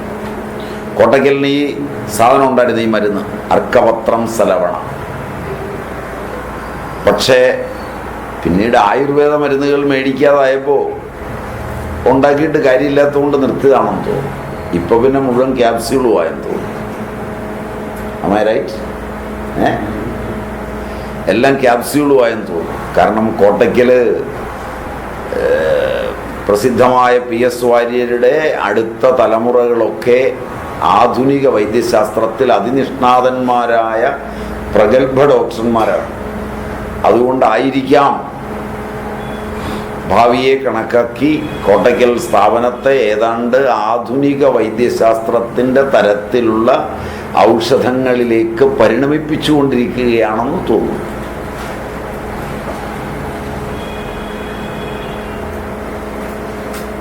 ഈ നിഗമനം ശരിയാകണമെന്നില്ല, എന്നാലും മരുന്നുകൾ അങ്ങനെയായി വരുന്നുണ്ട്.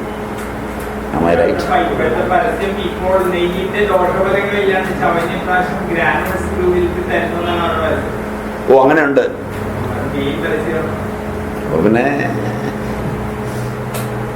പിന്നെ ഞാൻ പറഞ്ഞത് തെറ്റല്ല എന്ന് തോന്നുന്നു. പ്ലീഹാരോഗങ്ങളിൽ പ്ലീഹോദരം ലുക്കീമിയയുടെ ഒരു തലം പോലുള്ളതാണ്. അപച്ചി പ്ലീഹോദരം എന്നത് ലുക്കീമിയയുടെ ലക്ഷണങ്ങളൊക്കെ ഉള്ളതാണ്. അതിൽ എരിക്കിൻ്റെ പൂവ് വളരെ ഫലപ്രദമാണ്. ഉദര രോഗങ്ങൾ, ലിവറിൻ്റെ രോഗങ്ങൾ, എകൃത്ത് രോഗങ്ങൾ, അതിൽ എരിക്കിൻ പൂ നല്ലതാണ്.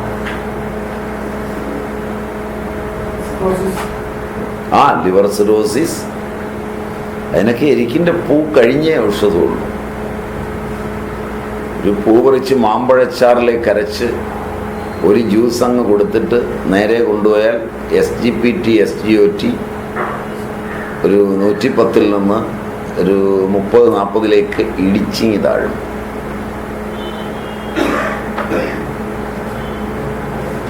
അത്രയും ഫലപ്രദമാണ്. അതിന് ഇത് തന്നെയായിട്ട് കൊടുത്തിട്ട് ഫലം കിട്ടിയിട്ടില്ല. മറ്റു പലതും ചേർന്നാവുമ്പോൾ ഫലം കിട്ടും. ഇത് ലിവറുമായി ബന്ധപ്പെട്ടതാണ്. SGOT SGPT, liver function test. അപ്പോ എകൃത്ത് ഗുന്മം, അത് രക്തഗുന്മവും ഗുന്മവും രണ്ടുമാണ്. രക്തപിത്തത്തിന് ഇത് വളരെ നല്ലതാണ്. പഴയ ആളുകൾ സ്ത്രീകളിലെയും മറ്റും രക്തം പോക്കിന് ഇതിൻ്റെ പൂവെടുത്ത് കൽക്കണ്ടം ചേർത്ത് അരച്ചു കൊടുക്കാറുണ്ട്. വളരെ വേഗം നിൽക്കും.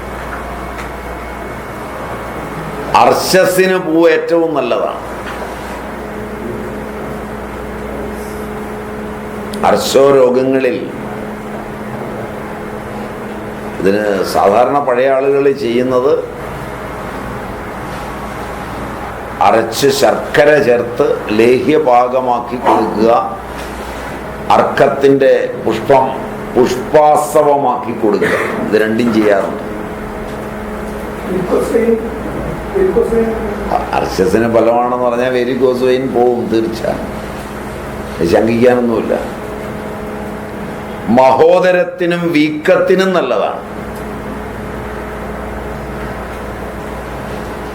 പേപ്പട്ടി വിഷം ഇളകിക്കഴിഞ്ഞാലും മാറ്റാൻ കഴിവുള്ളതാണ് എരിക്കിൻ്റെ പൂവ്. വളരെ ഫലപ്രദമാണ്. എലി വിഷത്തിലും പേപ്പട്ടി വിഷത്തിലും നല്ലതാണ്.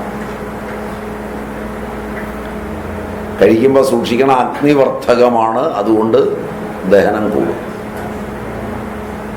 അഗ്നിസംവർദ്ധകമാണ്, കൂടും. അഗ്നിസംവർദ്ധകമാണ്, തീ കത്തും ഉള്ളില്. ജഡരാഗ്നിയെ മന്ദീഭവിപ്പിക്കുകയല്ല, ജഡരാഗ്നിയെ വർദ്ധിപ്പിക്കുന്നതാണ് സാധനം. അഗ്നിസംവർദ്ധകമാണ്. കഴിച്ചാൽ വളരെ നല്ലതാണ്. മലബന്ധമുണ്ടാക്കുകയും ചെയ്യും. അർശസില് മലബന്ധമുണ്ടാക്കി അർശസ് മാറ്റുന്ന 2 ഔഷധങ്ങളാണ് ഏറ്റവും പ്രധാനം. ഒന്നിതും ഒന്ന് കാട്ടുചേനയാണ്. പല അർശോരോഗങ്ങളിലും കാണുന്നത് മലബന്ധം കൊണ്ടാണ് അർശസ്.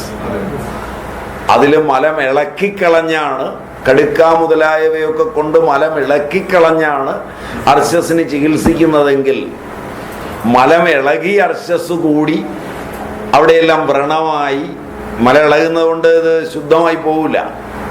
എല്ലായിടത്തും മലം പറ്റി അതിൻ്റെ കൃമികളും ഒക്കെയായി അലിഞ്ഞു നാറിയിരിക്കുന്ന ക്യാൻസറസ് വ്രണങ്ങൾ പോലെയാകുന്ന അർശോരോഗങ്ങളിൽ മലബന്ധമുണ്ടാക്കി ശുദ്ധമാക്കുന്ന രണ്ട് പ്രധാന ഔഷധങ്ങളാണ്. ഒന്ന് കാട്ടിച്ചേന, രണ്ട് അർക്കം, എരിക്ക്.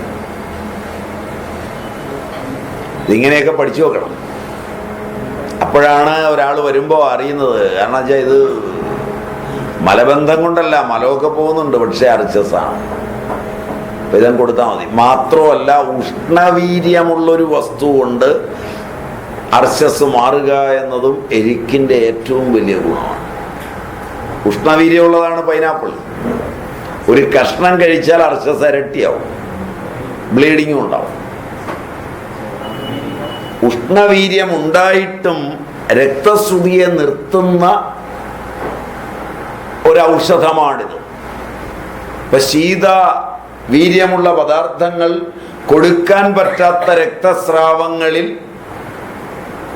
എൻ്റെ ആ ലോജിക്ക് മനസ്സിലായോ എന്നറിയില്ല. ഇങ്ങനെയൊക്കെയാണ് പണ്ട് ആയുർവേദത്തിൽ പഠിക്കുക. ഇപ്പൊ സിലബസ് പൂർത്തിയാക്കാൻ നേരം 5 കൊല്ലം കൊണ്ട് കിട്ടുകയില്ലാത്തത് കൊണ്ടും, പഠിക്കാൻ പിള്ളേർ ക്ലാസ്സിലിരിപ്പില്ലാത്തത് കൊണ്ടും, അറ്റൻഡൻസ് കഴിഞ്ഞാൽ ജനലിൽ കൂടെ ചാടുന്നത് കൊണ്ടും. എന്താടാ ചിരിക്കുന്ന? നീ 12th പഠിച്ച കാര്യം ഓർത്തു വന്നു അല്ലേ? ആയുർവേദം അല്ലെങ്കിലും കെമിസ്ട്രിയിൽ. അതുകൊണ്ടാണല്ലോ നിന്റെ കോളേജിനൊന്നും ജനലിന് അഴികളുണ്ടായിരുന്നില്ല. ചാടിപ്പോയാൽ ശമ്പളം മേടിക്കാൻ എളുപ്പമാണെന്ന് അധ്യാപകർക്കും അറിയാവുന്നു. NSS കോളേജിലല്ലായിരുന്നു അവിടെ.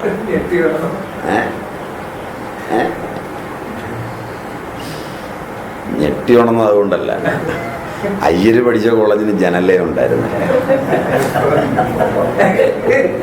എല്ലാം നുണ പറഞ്ഞതല്ല, ഏറ്റവും പ്രാചീന കോളേജാണ്. അത് ഓരോരോ കെട്ടിടങ്ങളാണ്. സാറുമാർ തന്നെ അവിടെ ചെന്ന് പറ്റാൻ പ്രയാസമായിരുന്നു.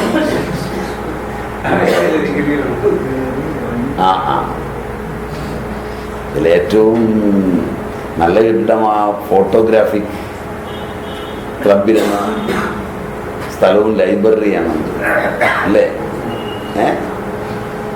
അത് വളരെ വിജനവും. അതുകൊണ്ടാണ് അയ്യര് ചിരിച്ചത്. അയ്യർ ആ സമയത്തൊക്കെ അണ്ണാംകുന്നിൻ്റെ നെറുകെ കൂടെ ഇങ്ങനെ സഞ്ചരിച്ച് നടന്ന കാര്യം ഓർത്താണ്.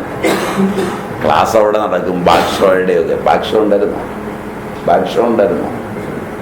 ബാഗ്ഷോ പോയി കഴിഞ്ഞാൽ, ബാഗ്ഷോ ഉണ്ടായിരുന്നില്ല. ആസ്കൃത്ത് പോയി കഴിഞ്ഞാണ്, ബാഗ്ഷോ ഇല്ല. ആസ്കൃത്ത് പ്രിൻസിപ്പൾ ആയിരുന്നപ്പോഴല്ല വിളിച്ചത്, അല്ല. ഞാനോർത്ത അയ്യർ പഠിക്കുമ്പോൾ ആസ്കൃത്ത് പ്രിൻസിപ്പൽ ആയിരുന്നു എന്ന് വിചാരിച്ചു. അല്ല, വിളിച്ച അല്ലേ? റൈറ്റ്. അത് ഞങ്ങൾക്കറിയാവുന്ന ഭാഷ. ഞാനവിടെ അയ്യരുടെ സീനിയർ ആയിരുന്നു, അതുകൊണ്ട് പറഞ്ഞതാ.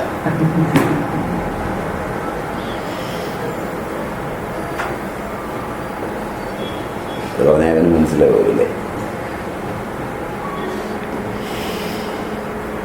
അദ്ദേഹത്തിൻ്റെ എല്ലാവരും ഒരു കേസ് കൊണ്ടുപോകും. അദ്ദേഹത്തിൻ്റെ പ്രിൻസിപ്പൽഷിപ്പിനല്ലേ കേസ് കൊണ്ടുപോകും. കേസ് കൊണ്ടുപോകുന്നത് മാനേജ്മെൻറ്റുമായിട്ട്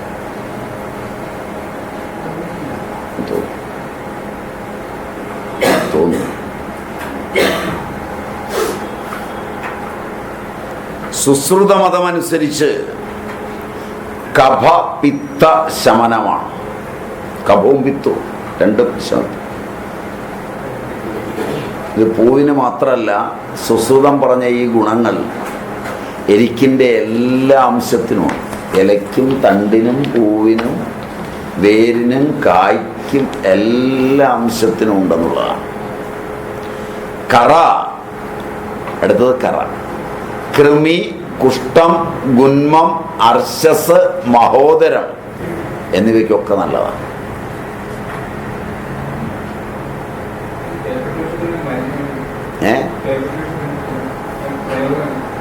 ശർക്കര ചേർത്തരച്ച് കൊടുത്താൽ മതി.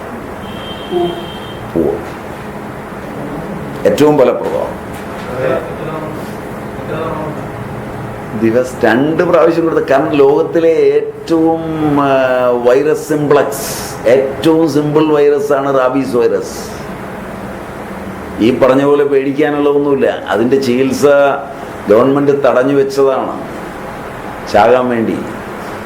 എല്ലാ വർഷവും 5-10 പേര് ചാകുന്നുണ്ട്. റാബീസ് വളരെ സിമ്പിളായിട്ടുള്ള വൈറസാണ്. ലോകത്ത് 2 പേർ മരുന്നില്ലാതെ റാബീസിൽ നിന്ന് രക്ഷപ്പെട്ടിട്ടുണ്ട്.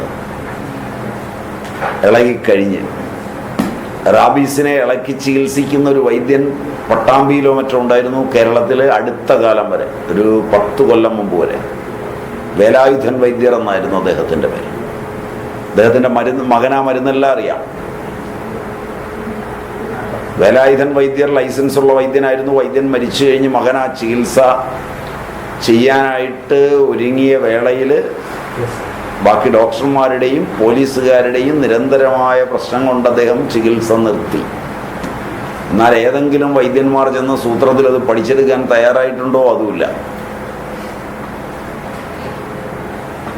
വളരെ ഭംഗിയായി അറിയുന്നയാളാണ് വേലായുധൻ വൈദ്യർ.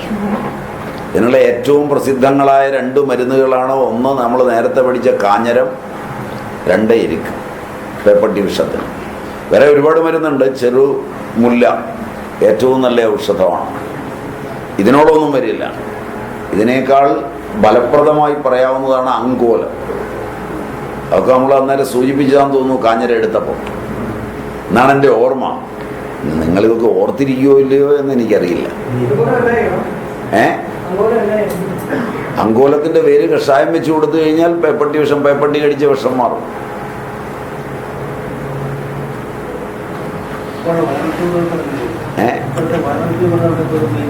ഇപ്പോഴത്തെ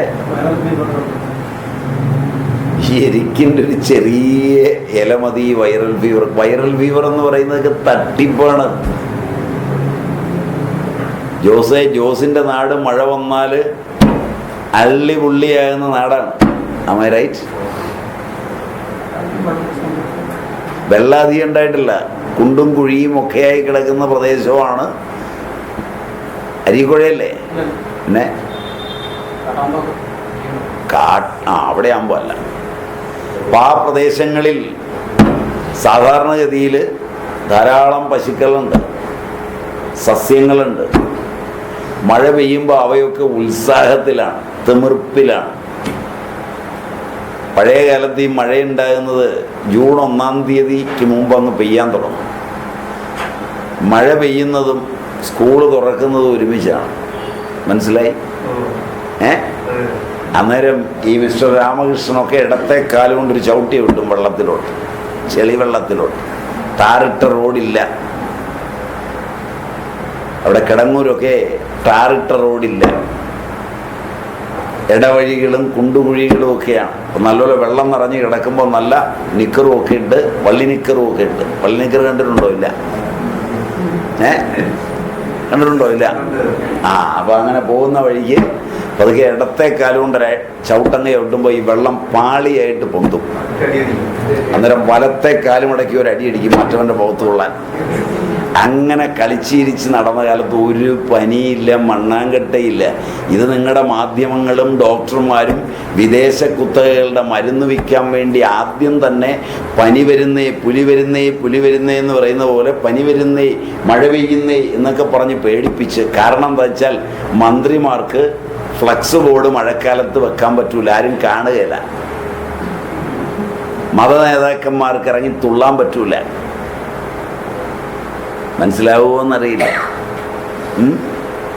റബ്ബർ വെട്ടാൻ പറ്റില്ല, 10 ചക്രം ഉണ്ടാക്കേണ്ട റബ്ബർ വെട്ടാൻ ഒക്കില്ല. അപ്പം ഇങ്ങനെയുള്ള കാര്യങ്ങൾക്കൊക്കെ മഴ ഇല്ലാതിരിക്കണം.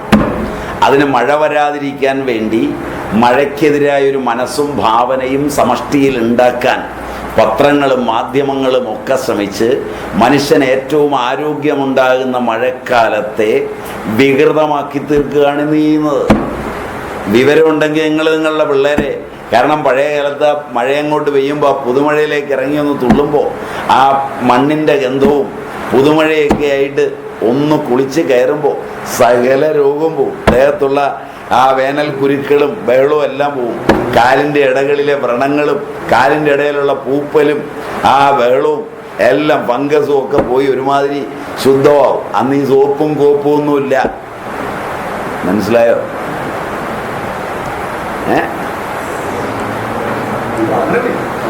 ആ ഇത് പഴയ കാലം, അന്ധക്കാലം. ഇവൻ മഴ നനയരുത്, മഴയത്തിറങ്ങരുത്. എന്താ ആലോചിക്കുന്നു? ഞാൻ പറഞ്ഞത് നുണയാണോ? നിങ്ങൾ നിങ്ങളുടെ മക്കളെ പഠിപ്പിച്ചിരിക്കുന്ന മഴ നനയരുത്, വെള്ളത്തിലിറങ്ങരുത്, ചെളി പറ്റരുത്. സനുവിന്റെ തലച്ചോറിനകത്ത് ഇതിനെല്ലാം പ്രകൃതിപരമായതിനെല്ലാം എതിര്. അതിൽ നിന്നുള്ള ഭാവനയിൽ ഉണ്ടായതായി മാരക രോഗമെല്ലാം. ഇത് പ്രചരിപ്പിക്കുന്ന മാധ്യമങ്ങൾ കുഴിച്ചു മൂടുകയും ഇത് തെറ്റായി പ്രചരിപ്പിക്കുന്നവനെ പിടിച്ചുനാല് കൊടുക്കുകയും ഒക്കെ ചെയ്യാനുള്ള തൻ്റെയുള്ള ചെറുപ്പക്കാരുണ്ടാകണം നാട്ടിൽ. അതാ ഇതിനുള്ള പരിഹാരം.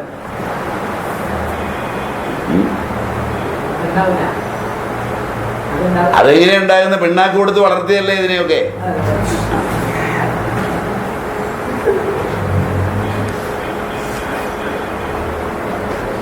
ദേഷ്യം വരുന്നുണ്ടല്ലേ?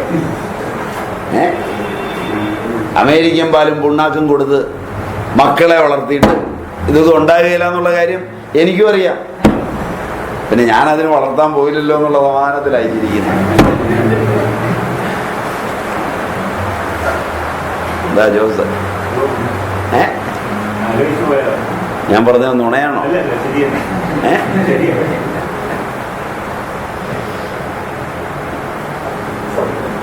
ഏതാണ്ടൊരു വിസ്തൃതി പറയാനറിയില്ല.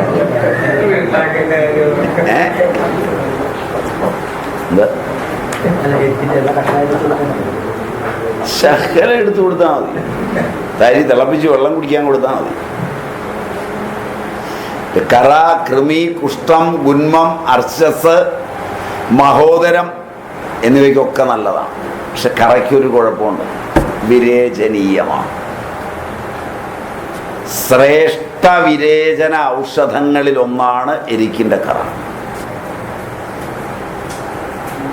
പഴയ അമ്മമാര് ഈ എരിക്കിൻ്റെ കറയോ ഇലയോ ഇല പിഴിഞ്ഞ നീരോ ഉപയോഗിച്ച് എണ്ണ കാച്ചി വെക്കും ചെവിയിൽ തൂളിക്കാൻ. ചെവിവേദനയ്ക്ക് ഇത്രയും നല്ല ക്ഷാരതൈലം എന്നാണ് അതിന് പറയുക. എരിക്കിൻ കറ കൊണ്ട് എണ്ണ കാച്ചി വെക്കുക, ഏത് ചെവി വേദനയും പോകും. 1970കളിൽ സ്പെഷ്യലൈസേഷൻ രംഗപ്രവേശം ചെയ്ത് 75 കേരളത്തിലെ മാധ്യമങ്ങൾ അമ്മമാർക്ക് വിലക്കേർപ്പെടുത്തി ചെവിയിൽ എണ്ണ ഒഴിക്കരുത്. ENT സ്പെഷ്യലിസ്റ്റിനെ കണ്ടിട്ട് മാത്രമേ എന്തും ചെയ്യാവൂ. ഇപ്പൊ ചെവിയുള്ള പിള്ളേരില്ല.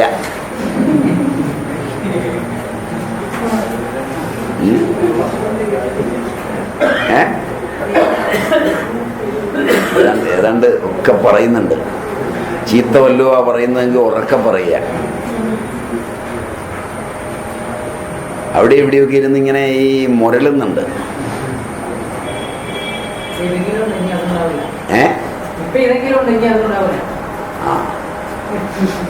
മറ്റത് അമ്മമാർക്കറിയാം, ചുവന്ന മുളക്, അതും ക്ഷാരമാണ്. ആ മുളകിൻ്റെ ഞെട്ടിങ്ങോട്ട് ഊരിയിട്ട് അതിനകത്തോട്ട് എണ്ണ നിറച്ച് ആ കനലിലേക്കൊന്ന് കാണിച്ച് ആ ചെറു ചൂടോടെ ചെവിയിലേക്കൊന്ന് ഒഴിക്കും. എന്നിട്ട് ഏറ്റു പോടാ കളിക്കടാന്ന് പറയും. അത്ര തന്നെ.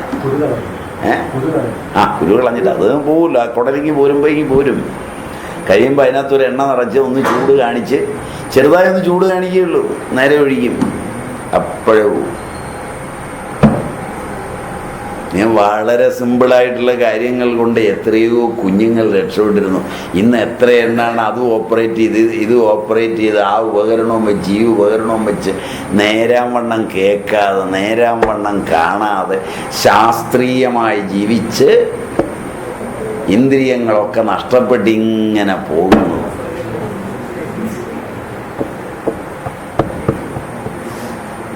തള്ള ചൊല്ലാവാവല് കിഴുക്കനാമ്പൂടെന്ന് പറഞ്ഞ പോലെ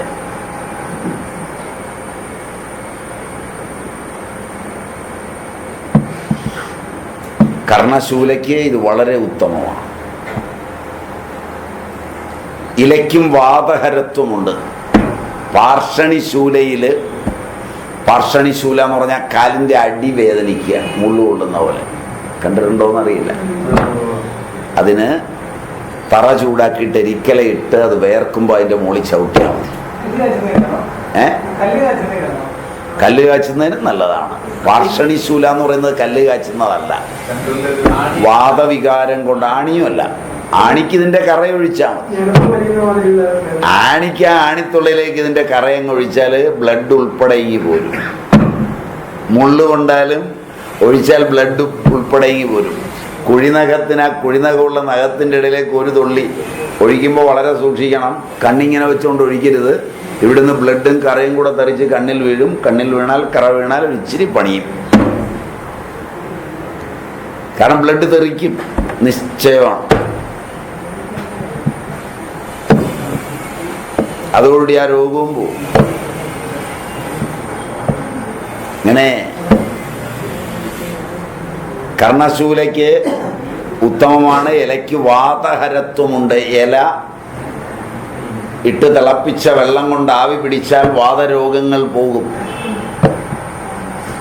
നടുവേദന, കാലുവേദന, കൈവേദന, കാലുകിഴപ്പൊക്കെ പോവും. രോഗികൾ ഇടയ്ക്ക് കയറി ഇരിപ്പുണ്ട്. ഒരു ചോദ്യം ചോദിക്കരുത്, എന്താ സ്വാമി അതൊക്കെ എഴുതി തരാത്തത് എന്ന് ചോദിച്ചാൽ, കാരണം 10 രൂപ നിങ്ങൾക്ക് ചിലവാകുകയില്ലാത്തതുകൊണ്ട്.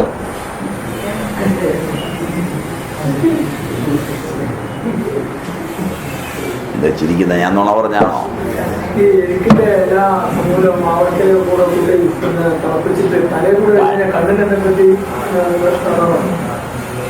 തലയിൽ ഒന്നും ഒഴിക്കരുത്. അതെ, ചൂടുവെള്ളം അല്ലെങ്കിലും തലയിൽ ഒഴിക്കരുത്. തലയിൽ തണുപ്പിച്ചിട്ടേ ഒഴിക്കാം. ചൂടുവെള്ളം തലയിൽ ഒഴിക്കുന്നത് കണ്ണിന് നല്ലതല്ല. മേലൊക്കെ ഒഴിക്കാം. പിന്നെ പാരമ്പര്യത്തിൽ ശീലമുള്ളവരാണെങ്കിൽ ഒഴിക്കാം. അങ്ങനെയുള്ളവർ തിളച്ച വെള്ളത്തിൽ കുളിക്കുന്നവരൊക്കെ ഉണ്ട്. ആ തിളച്ച വെള്ളത്തിൽ തലയിലൊഴിച്ച് കുളിക്കുന്നവരുണ്ട്. എനിക്ക് പരിചയമുള്ളവരുണ്ട്. അത് ശീലമാണ്. അതിനെ ജനറലായി പറയാൻ പറ്റില്ല. വാതഹര ദ്രവ്യങ്ങളിലൊന്നാണ്. പഴയ വീടുകൾ നോക്കിയാൽ അറിയാം, ഈ ബീഡി വെട്ടുന്ന ഇലയും ഈ എരിക്കലയും കൂടെ തിളപ്പിച്ചാണ് പലപ്പോഴും എല്ലാ വേദനയ്ക്കും ആവി പിടിക്കുന്നത്. ഒരു വെള്ളം തിളച്ചുകൊണ്ടിരിക്കും, ഒരു തോർത്ത് രണ്ടറ്റത്ത് പിടിച്ച് അതിലേക്ക് മുക്കി ഇങ്ങനെ ഒന്ന് പിഴിഞ്ഞ് എല്ലാം അടിച്ച് വീണ്ടും പിഴിഞ്ഞ് അടിച്ച് ചെയ്യുന്ന കണ്ടിട്ടുണ്ടാവും. 2 പ്രാവശ്യം ചെയ്യുമ്പോഴേക്ക് ഏത് വല്യമ്മയും ഏറ്റ് നടക്കും പഴയ ആളുകൾ. ഇന്ന് അതിന് പകരം ഉള്ള വോളിനിയും മറ്റതുമൊക്കെ പുരട്ടി അതിൻ്റെ പുറത്ത് പിന്നെ വെള്ളം ഒഴിച്ച് തിളച്ച് പൊള്ളി നാനാവിധമായി. അത് കഴിഞ്ഞ് പിന്നെ വീണ്ടും പോയി പാരസെറ്റമോൾ 2 എണ്ണം അടിച്ച് അതിൽ നിൽക്കാതെ വരുമ്പോൾ അടുത്ത സാധനം അടിച്ച് ഇതെല്ലാം കഴിഞ്ഞ് വളഞ്ഞും പിരിഞ്ഞും തിരിഞ്ഞും വരുമ്പോൾ ഇനി ഇവിടെ രക്ഷയില്ല, ഇനി കൊണ്ടുപോക്കോ, ഇനി ആയുർവേദം കാണിച്ചു നോക്ക് എന്ന് അവസാനം ചാകാറാവുമ്പോൾ പറയുമ്പോൾ ഇതിനെ വളഞ്ഞതിനെയും പിരിഞ്ഞതിനെയും ഒക്കെ എടുത്തുള്ള ആയുർവേദ ഹോസ്പിറ്റലിലോട്ട് കൊണ്ടുവരും.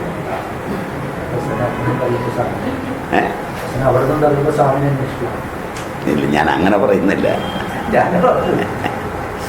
ഇങ്ങനെ കൊണ്ടുവരും. ഇതാണ് വളരെ രസകരമായ കളി.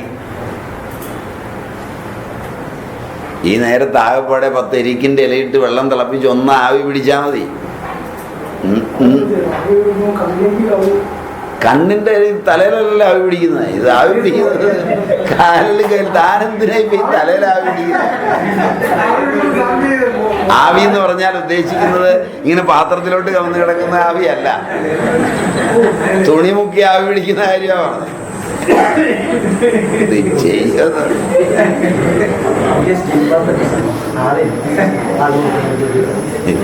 എനിക്ക് മനസ്സിലായത് കൊണ്ടാണ് ഞാനതൊന്ന് രസിപ്പിച്ചേക്കാമെന്ന് വിചാരിച്ചതാണ്. ഇങ്ങനെയുള്ളവരെ കൈ കിട്ടുമ്പോഴല്ലേ നമുക്ക് വല്ലതും ചെയ്യാൻ പറ്റുന്നത്.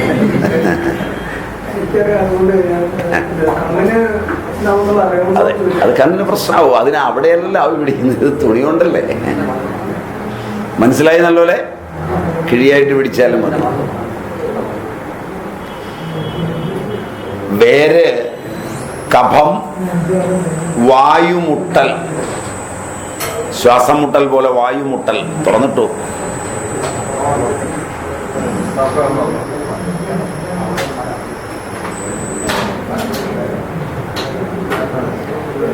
ചുമ, ചുമയ്ക്ക് വേര് വളരെ നല്ലതാണ്. അതിസാരം, വയറിളക്കം. പീനസം, പീനസത്തിന് നല്ലതാണ് വേര്. പ്രവാഹിക, അതായത് കോളറ വന്ന പോലെ നീർത്തരിപ്പ്, വെള്ളമായി വയറിളകുക. രക്തപിത്തം, രക്തം പോകുന്നതിനാണ് പറയുന്നത്. ശീതപിത്തം, ഗ്രഹണി, അസൃന്തരം, വെള്ളപോക്കും രക്തം പോക്കും. തേള എന്നിവയുടെ വിഷം, കഫജ രോഗങ്ങൾ, ഇവിടെയൊക്കെ ഉത്തമമാണ് വേര്. സ്വേദനമാണ്, ഛർദിപ്പിക്കുന്നതിൽ ശ്രേഷ്ഠമാണ്.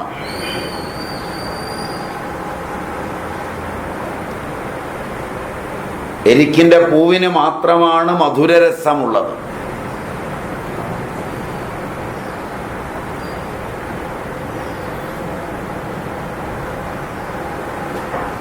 അതുകൊണ്ട് പൂവ് ഗുരുവുമാണ്. മലബന്ധവും മറ്റംഗങ്ങൾക്കില്ല.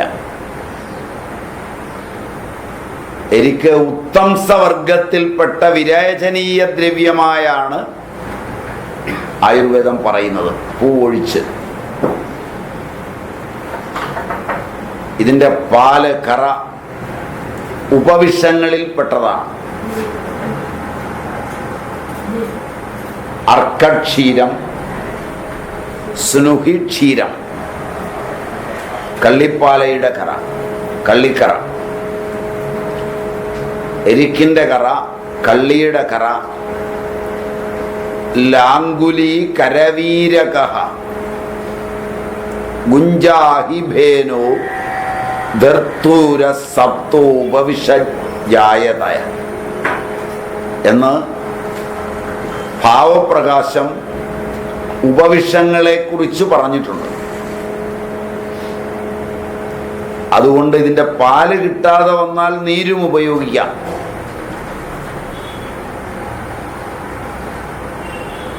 അർക്കവർണാദി പയസോ അഹ്യഭാവേ തദ്രസേ മതഃ എന്ന് ഭാവപ്രകാശകാരൻ പറയുന്നതാണ് പ്രമാണം.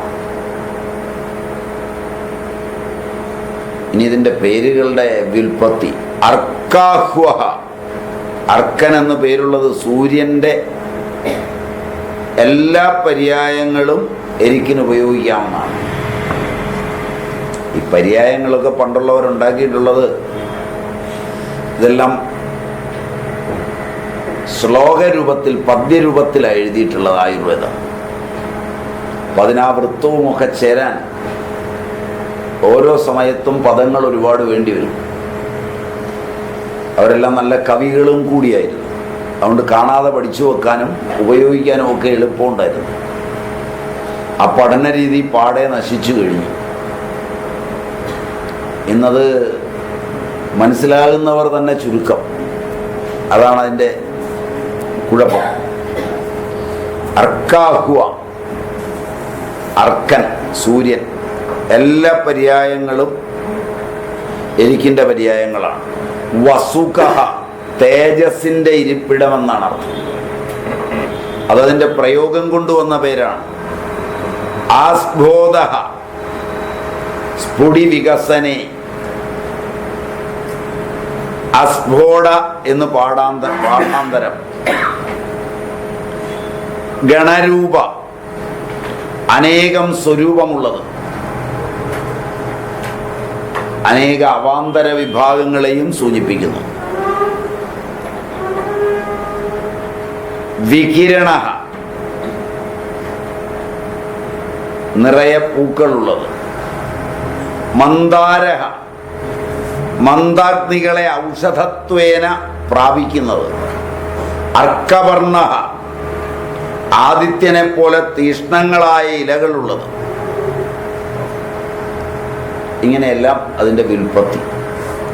ചരകപ്രകാരം സുശ്രുതപ്രകാരം നമ്മൾ കണ്ടു, ഇത് ഉത്തം സവർഗമാണ്. ചരകപ്രകാരം ഭേദനീയ ഗണത്തിൽ വമനോപകം സേതോപകം ആണ്. വമനത്തിനും സ്വേദിപ്പിക്കുന്നതിനും അത് രണ്ടിടത്തും ഒരുപോലെയാണ്. സുശ്രുതമതം അർക്കാദി ഗണത്തിലാണ് പെടുന്നത്. ഇതിൻ്റെ ദോഷകർമ്മം കഫവിത്ത ശമനമാണ്. കഫത്തെയും പിത്തത്തെയും ശമിപ്പിക്കും.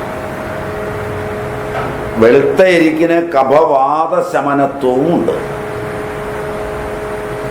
ഇതിൻ്റെ സ്ഥാനിക കർമ്മങ്ങൾ ബാഹ്യമായി വേദനാ സ്ഥാപനം, ശോഭഹരം, വ്രണശോധനം, കൃമികൃണം എന്നിവയാണ്. കൃമികളെ കൊന്നുകളയുക, വ്രണങ്ങളെ ശോധിച്ചുണക്കുക, നീര് വറ്റിക്കുക, വേദനകളെ ഇല്ലാതാക്കുക, ഇത്രയും ഇതിൻ്റെ കർമ്മമാണ്. ആഭ്യന്തര കർമ്മം ഇത് ബാഹ്യകർമ്മമാണ്. പുറത്ത് വേർപ്പിക്കുക, പിഴികുത്തുക, അരച്ചിടുക ഒക്കെ ചെയ്താൽ കിട്ടുന്ന ഗുണങ്ങളാണ് ആദ്യം പറഞ്ഞത്. ആഭ്യന്തര കർമ്മമാവട്ടെ പചനം, ദഹിപ്പിച്ചെടുക്കുക, ഛർദികൃതം, ഛർദിപ്പിക്കുക, ദീപനം, അഗ്നിയെ ജ്വലിപ്പിക്കുക, കൃമിഘ്നം, അകത്തുള്ള കൃമികളെ ഇല്ലാതാക്കുക എന്നിവയാണ്. ഇത് രക്തപരിവഹന സഹായിയും ശോഭഹരവും ഹൃദയ ഉത്തേജകവുമാണ്. രക്തത്തിന് കട്ടി കൂടുമ്പോൾ നിങ്ങൾ വാർഫൊക്കെ മേടിച്ചാൽ കഴിക്കുന്നത്, ഇത് കഴിച്ചാൽ മതി. വളരെ കൂടിയ രക്തപരിവഹന സ്വഭാവിയാണ്, ശോഭഹരമാണ്, ഹൃദയ ഉത്തേജകമാണ്, രക്തപിത്ത ശമനവുമാണ്. രക്തപരിവാഹിയും രക്തപിത്ത ശമനകാരിയും. അങ്ങനെ മരുന്ന് കുറവാണ്. പൈൽസ് ഉള്ളവരും രക്തപിത്തമുള്ളവരും ഒക്കെ വാർഫും മറ്റും കഴിച്ചാൽ രക്തസ്രാവം ഉണ്ടാകും. ഇവിടെ തന്നെ അറിയാമെന്ന് തോന്നുന്നു. കാരണം ഹാർട്ടിനുള്ള മരുന്ന് കഴിക്കുന്നവരുടെ കണ്ണ് ദാനം ചെയ്തെങ്ങാനും എടുക്കാൻ പോയാൽ ചത്ത് കഴിഞ്ഞാലും രക്തം ഒഴുകിക്കൊണ്ടിരിക്കും. അപ്പോഴാ ബന്ധുക്കൾ ചത്തില്ല എന്ന് പറഞ്ഞ് വലിയ ബഹളം ഉണ്ടാക്കും. അത് ഇവിടെയൊക്കെ സംഭവിച്ചിട്ടുണ്ടാവും. പിന്നെ അവിടെ കിടന്ന് അടിയൊക്കെ ഉണ്ടാവും. ഡോക്ടറെ തല്ലാനൊക്കെ തുടങ്ങും. അതിന് കാരണം നിങ്ങൾ കഴിക്കുന്ന മരുന്നിൻ്റെയാണ്. വാർഫ് മുതലായ മരുന്നുകളുടെ പ്രോത്രോംബിനിൽ വരുത്തുന്ന മാറ്റമാണ്. എന്നാൽ ഇത് രക്തപരിവാഹിയും അതേസമയം രക്തപിത്ത ശമനകാരിയുമാണ്. അതാണ് എരിക്കിൻ്റെ ഏറ്റവും വലിയ ഗുണങ്ങളിൽ ഒന്നായി പറയാവുന്നത്. അതൊക്കെ ശ്രദ്ധിച്ചും സൂക്ഷിച്ചും ഒരു വൈദ്യൻ ഉപയോഗിക്കുമ്പോൾ അത്ഭുതങ്ങളാണ് ഉണ്ടാകുന്നത്. അത്ഭുത മരുന്നുകൾ എന്ന് പറയാവുന്നത് അവയൊക്കെയാണ്.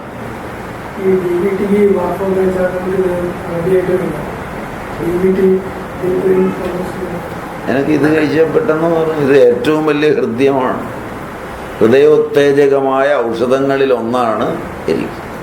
ബുദ്ധി ഉണ്ടാകാൻ എരിക്കിൻ്റെ പഞ്ചകം പൊടിച്ചു വെച്ച് പിള്ളേർക്ക് കൊടുത്താൽ മതി. ഈ ഓട്ടിസമൊക്കെ പമ്പ കിടക്കും. അർക്കപഞ്ചകം, ഇല, പൂവ്, കായ, തണ്ട്, മനസ്സിലായില്ല? 5 എണ്ണം. അതിൽ കായെടുക്കണ്ട, ബാക്കിയുള്ളതെല്ലാം എടുത്താൽ മതി. എടുത്ത് പൊടിച്ചു വെച്ചാൽ മതി. നല്ല മൂത്ത എരിക്കിൻ്റെ വേരിൻ്റെ തൊലി പൊടിച്ചു വെച്ചിട്ട് നല്ല സാരസ്വത ഘൃതത്തിൽ അല്പം പൊടിയിട്ടെങ്കിൽ ചാലിച്ചു കൊടുത്താൽ മന്ദബുദ്ധി കവിത എഴുതും. ആ പരുവത്തിലെത്തും.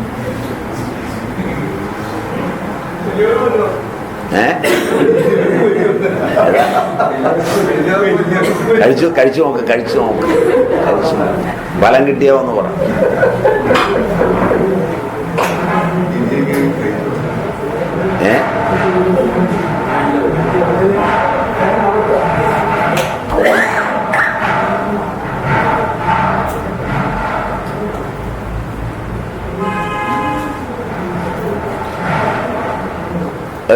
ഹൃദയ ഉത്തേജകമാണ്. ഏറ്റവും നല്ല ഉത്തേജകങ്ങളിൽ ഒന്നാണിത്. ശ്വാസഹരവും കഫനിസാരകവും ജ്വരഘ്നവുമാണ്. ശ്വാസം മുട്ടൽ, ആസ്തമ പോവും,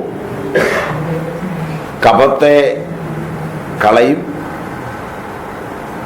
പനിയില്ലാതാക്കും. ഇപ്പോൾ ഉള്ള പനികളെല്ലാം പോകുന്നത് വളരെ നല്ലതാണ്. വേരിലെ തൊലിയുടെ ചൂർണം 500 മില്ലിഗ്രാം മുതൽ 1 ഗ്രാം വരെ കഴിയാം. കറ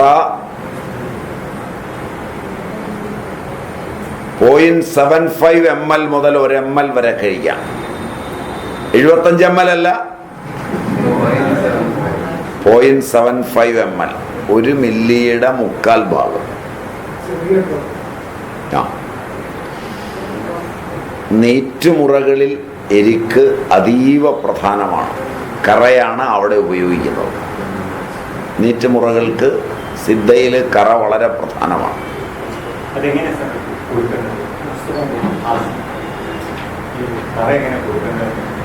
ചീരവെള്ളത്തിൽ കുഴിച്ചും കൊടുക്കുക. 1 ഗ്ലാസ് ചീരവെള്ളം എടുക്കുക, ഒരു തുള്ളി അങ്ങ് ഒഴിക്കുക, നല്ലോണം ഇളക്കുക, ഒറ്റ കുടി കുടിക്കുക. അല്ല പിന്നല്ലാതെ മിക്സ് ചെയ്തിട്ടും കൊടുക്കാം, പൊള്ളല് പോവും. മാക്സിമം ചെറിയ തുള്ളി.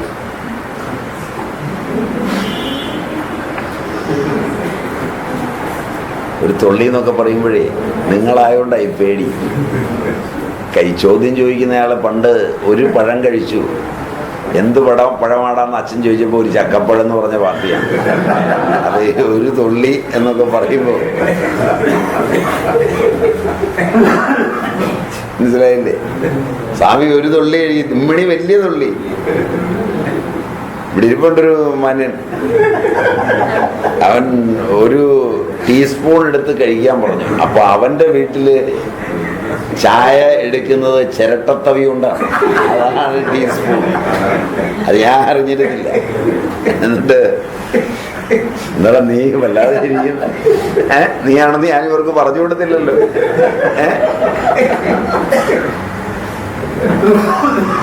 അവസാനം പറയുന്നത് ഡോസ് കൂടിപ്പോയി. അപ്പൊ അതുകൊണ്ട് ശ്രദ്ധിക്കണം.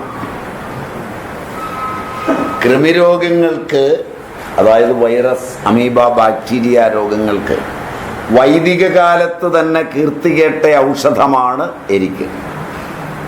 ശോഭം, ചൊറി, കുഷ്ഠം, വ്രണം, പ്ലീഹ എന്നീ രോഗങ്ങൾക്ക് നന്നാണ്. ശ്ലീപദം, മന്ത്, ആമവാദം എന്നിവകളിൽ എരിക്കില ചൂടാക്കി വെച്ച് കെട്ടാം. എരിക്കിൻ സ്വരസത്തിൽ നിന്ന് കാച്ചിയെടുക്കുന്ന തൈലം അഭ്യംഗം ചെയ്യാം. കർണശൂലത്തിനും ഈ എണ്ണ മതിയാവും. പത്രചൂർണം, ഇലയുടെ പൊടി വ്രണശോധനത്തിന് നന്നാണ്, ചുമ്മാ തൂളി കൊടുത്താൽ മതി. ഗണ്ഡമാല, ഗ്രന്ഥി എന്നിവകൾക്ക്, കഴുത്തിൽ വരുന്ന മുഴകൾക്ക് എരിക്കിൻ പാൽ ലേപനം ചെയ്യുക. കുഷ്ഠത്തിൽ എരിക്കിൻ പാൽ കടുകെണ്ണ ചേർത്ത് പുരട്ടാം. കഷണ്ടിക്ക് എരിക്കിൻ പാല് ലേപനം ചെയ്താൽ മുടി കിളുക്കാറുണ്ട്.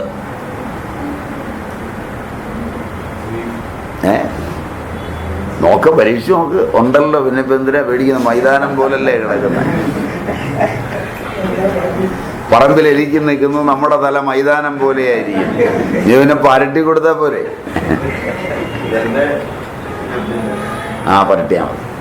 അപ്പോഴാ തൊലിയുടെ അടിയിൽ നിന്ന് കഷണ്ടി എന്ന് പറയുന്ന ഒരിക്കലും അതിൻ്റെ രോമങ്ങൾ വരുന്ന ആ ഉള്ളിലെ രോമം പോവില്ല,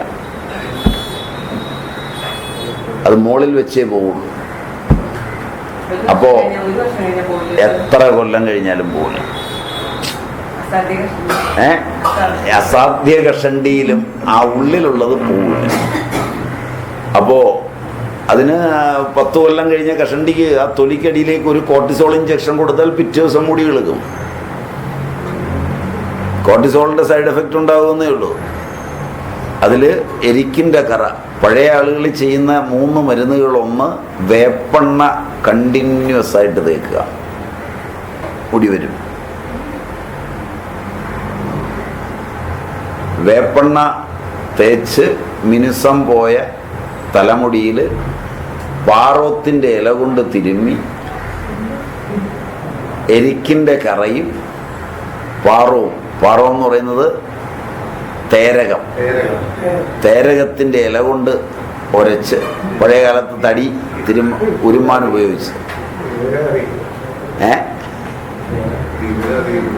ഏതാ വിവരറിയും, ചുമ്മാ പറ്റുമോ?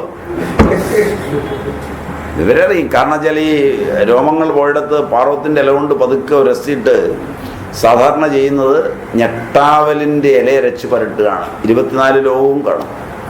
ആ ഞെട്ടാവലിൻ്റെ ഇലയിലാണ് എരിക്കിൻ്റെ കറ സ്വല്പം ചേർത്തരച്ച് പൊതിഞ്ഞങ്ങ് വെച്ചാൽ പോയ മുടി കിളുക്കും. അത് ശങ്കയില്ലാത്ത കാര്യമാണ്. പരീക്ഷിച്ച് നോക്കുക, നഷ്ടമൊന്നുമില്ലല്ലോ. പൂന്താനം പറഞ്ഞ പോലല്ലേ കിടക്കുന്ന മൈതാനമായിട്ടില്ലേ? പൂന്താനല്ലേ ഇവിടെ?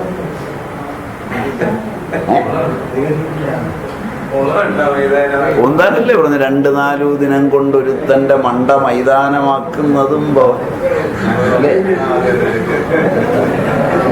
കണ്ടങ്ങിരിക്കും തലമുടി കണ്ടില്ലെന്ന് വരുത്തുന്നതും ഭവൻ. 2-4 ദിനം കൊണ്ടൊരുത്തൻ്റെ മണ്ട മൈതാനമാക്കുന്നതും ഭവാനെന്ന് പൂന്താനമല്ലേ പാടിയ അല്ലേ?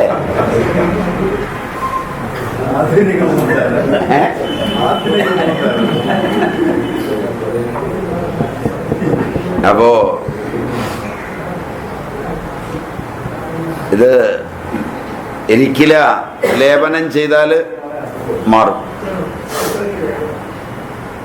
പല്ലുവേദനയ്ക്ക് പഞ്ഞി മുക്കി വെച്ചാൽ വളരെ വേഗം മാറും കറ.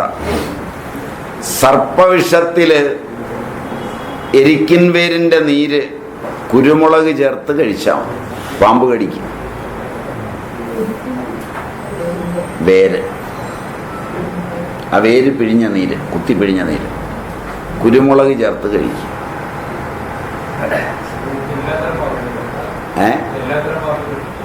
ആ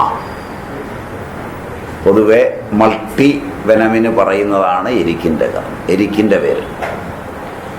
അർക്കക്ഷീരദളപ്പുച്ചി പ്രതാപക്ഷീരകണ്ടക വിക്ഷീരോ ഭാസ്കരക്ഷീരീ ഖർജഗ്ന ശിവപുഷ്പക ഭഞ്ജനക്ഷീരവർണീ സ്യത് സവിതാ വികീരണ.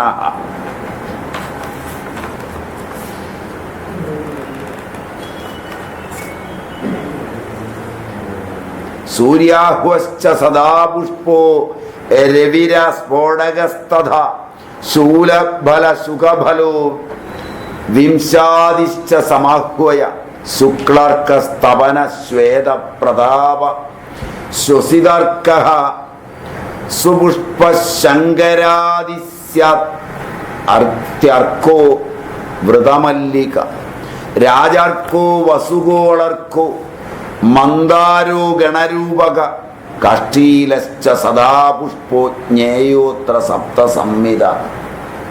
രാജനിഘണ്ടുകാരൻ ഇങ്ങനെയെല്ലാമാണ് അർക്കത്തെ പറയുന്നത്. ഇതിൻ്റെ ഏതാണ്ട് അർത്ഥമൊക്കെ നമ്മൾ ചർച്ച ചെയ്ത കാര്യങ്ങളിലുള്ളതുകൊണ്ട് അർത്ഥത്തിലേക്ക് പോകേണ്ടി വരുന്നില്ല. അർക്കസ്തു കടുരുഷ്ണശ്ച വാദജിത് ദീപനീയകഃ. ഇത് ഞാൻ ചൊല്ലുന്നത് ഞാൻ നിങ്ങളോട് ഉണ്ടാക്കി ഇപ്പം കണ്ടുപിടിച്ചതോ ഇപ്പം പഠിച്ചതോ അല്ല. ഇതൊക്കെ വളരെ പ്രാചീനർ എഴുതി വെച്ചതാണെന്നൊന്ന് ഓർമ്മിപ്പിക്കാൻ കൂടെയാണ്. കാരണം ഇതിൻ്റെ ബഹുമാനമൊന്നും എന്നോട് വേണ്ട. ഇതൊന്നും ഞാൻ കണ്ടുപിടിച്ചതല്ല, ഞാനിത് കോപ്പി അടിച്ചതാണ്. ഇത് പഴയ ആളുകളുടെയാണ്, സംസ്കൃതത്തിൽ അവരെഴുതി വെച്ചതാണ്. ഇതൊക്കെ എഴുതി സുന്ദരമായി കൈത്തന്ന് മര്യാദയ്ക്ക് ജീവിക്കും മക്കളെ, സുഖമായിട്ട് മരിക്കാം എന്ന് പറഞ്ഞു തന്നതാണ്. കേൾക്കാത്തവനൊക്കെയാണ് തെണ്ടിത്തിരിഞ്ഞ് തിരുവലംകൊട്ടി ഈ പരുവത്തിച്ചാകുന്നത്. ലോകത്തൊരു സംസ്കാരവും അതിൻ്റെ സന്തതി പരമ്പരകൾക്ക് വേണ്ടി കാര്യമായി ഒന്നും സമ്പാദിച്ചു വച്ചിട്ടില്ല. കയറിക്കിടക്കാൻ വീടും കഞ്ഞി കുടിക്കാൻ പുരയിടവും മര്യാദയ്ക്ക് പ്രകൃതിയും മാത്രമല്ല പൂർവികരുണ്ടാക്കി തന്നത്. അടങ്ങാത്ത ആനന്ദത്തിൻ്റെ സമ്പത്തും ഉണ്ടാക്കി തന്നു. അത് മുഴുവൻ കളഞ്ഞു കുളിച്ച്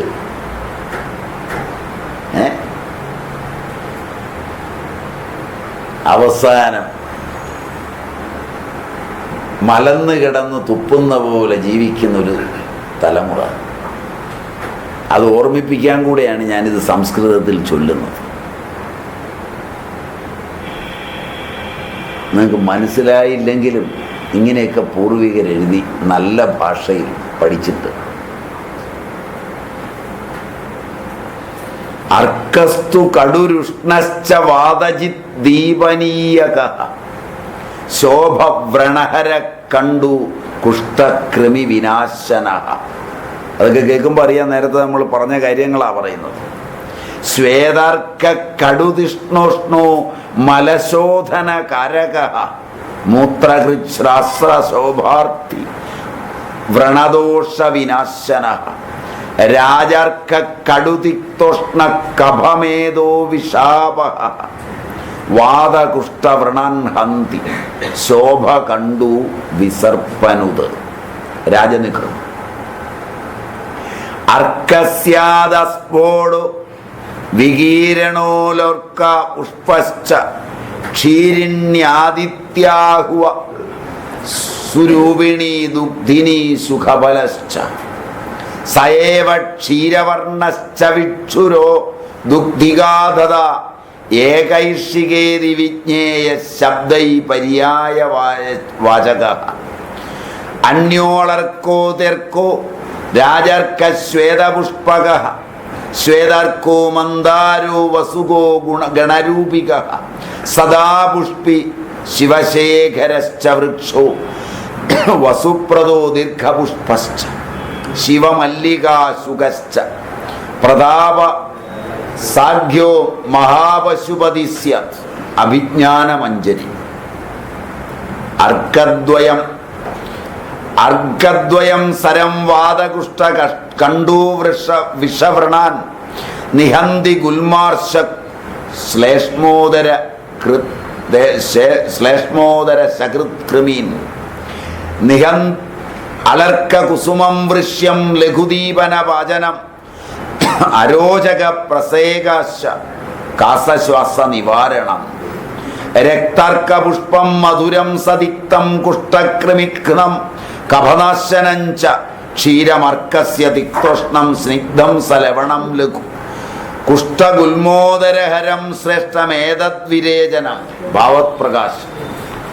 അർക്കസ്യ പുഷ്പം മധുരം സതിക്തം കുഷ്ഠം കൃമിഘ്നം കഫനാശനം ച അഘോർവിഷം. അഘോർവിഷം എലിവിഷം, നേരത്തെ പറഞ്ഞിട്ടുണ്ട്. ആഖു എലി. വിഷം ഹന്തി ച രക്തവിത്തം സംഗ്രാഹി ശോഭേജഹിതം സഗുൽമേ അളർക്ക കുസുമം വൃശ്യം ലഘുപാചന ദീപനം അരോചക പ്രസേർശ കാസശ്വാസ നിബർഹണം അർക്കക്ഷീരം സ്നുഹിക്ഷീരം സ്നിഗ്ധം വാ കടുകം ലഘു ഗുൽമാദീനം കുഷ്ഠിനം ചാവി തഥൈവ ഉദരരോഗിണം ശ്രേഷ്ഠമേതത് വിരേകാർത്ഥേ ചാന്യേ ദീർഘരോഗിണഃ ക്ഷീരമർക്കസ്യ തിക്തോഷ്ണം സ്നിഗ്ധം സലവണം ലഘു കുഷ്ഠ ഗുൽമോദരഹരം ശ്രേഷ്ഠമേതത് വിരേചനം. കൈഡര്യാദി നിഘണ്ടു. എരിക്കില ശമിപ്പിക്കും വാദത്തെയും കഫത്തെയും നന്നേറ്റം കർണശൂലയ്ക്കും ദീപനത്തിനും ഉത്തമം. വെള്ളയിരിക്കില് ആ കാസശ്വാസാഗ്നി സദാ മഹോദരം ഗുന്മപ്രമേഹ കുഷ്ഠഞ്ച കഫവാദങ്ങൾ ശോഭവും കൃമി എന്നിവയുണ്ടായാൽ അവറ്റിൻ്റെ വിനാശകൃത്. പൂവിനും ഗുണമീ വർണ്ണം വേർവിരേചനമായി വരും. എരിക്കിൻ പൂ എലിവിഷം കൃമീ കുഷ്ഠഞ്ച നാശയ ഗുണപാഠം. രക്താർക്ക പുഷ്പം മധുരം സശീതം കുഷ്ഠകൃമിഗ്നം കഫനാശനം ച അർശോവിഷം ഹന്തി ച രക്തവിത്തം സംഗ്രാഹി ഗുൽമൈശ്വ ഹിതം തത തന്വന്തരീന്ന് കണ്ടു. കഭവാദ ഹരാതിക്ത കൃമികുഷ്ഠ നിവാരിണി ദുഷ്ടവ്രണ ഹരാതീഷ്ണ സദാ പുഷ്പി വിഷാപഹ തീഷ്ണോ വിഷഘ്നോ ഭൂതഘ്നോ മന്ദാര കപവാദ രൂപികായ ഗുണൈസ്തുല്യ പ്ലേഹഘ്നോ രക്തഗുൽമനുത് മദനപാല നിഘണ്ടു. ഇത്രയും നിഘണ്ടുക്കളും നോക്കാം. ഇതുകൂടാതെ വേറെ ഒരുപാട് നിഘണ്ടുക്കളുണ്ട്. അതിൽ ചിലതെടുത്ത് ചൂണ്ടിക്കാണിച്ചു എന്നേ ഉള്ളൂ.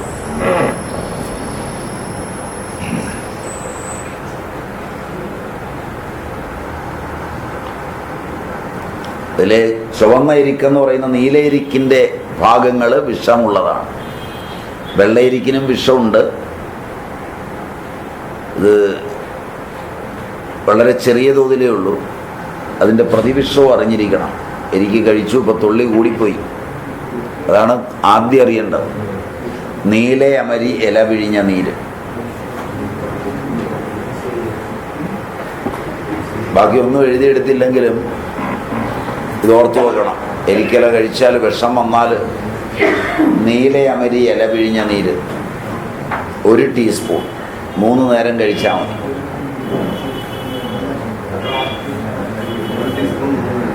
ഒരു ടീസ്പൂൺ 3 നേരം 1-2 ദിവസം കഴിക്കുമ്പോൾ അങ്ങ് പോവും. പഞ്ചസാര വെള്ളത്തിൽ കലക്കി കഴിച്ചാൽ ഈ വിഷം പോവും. വളരെ എളുപ്പമാണ്. ആവണക്കെണ്ണ ശുദ്ധി ചെയ്ത് 1 ടീസ്പൂൺ 2 നേരം കഴിച്ചാൽ എരിക്കിൻ്റെ വിഷം പോവും. ഒരു കൈ വാരിയിട്ടങ്ങ് കലക്കി കുടിച്ചോളുക. അത്രയല്ലേ ഉള്ളൂ കാര്യം. പിന്നല്ല വാളംപുളി ഇല പിഴിഞ്ഞ നീര് വെള്ളം ചേർത്ത് 10 ml വീതം 2 നേരം കഴിക്കുക. പിന്നെ വാളംപുളി ഇല, പഞ്ചസാര, നീലയമരി ഇല, ആവണക്കെണ്ണ, ഈ 4 എണ്ണം. വേറെയുണ്ട്, 4 എണ്ണം മതി.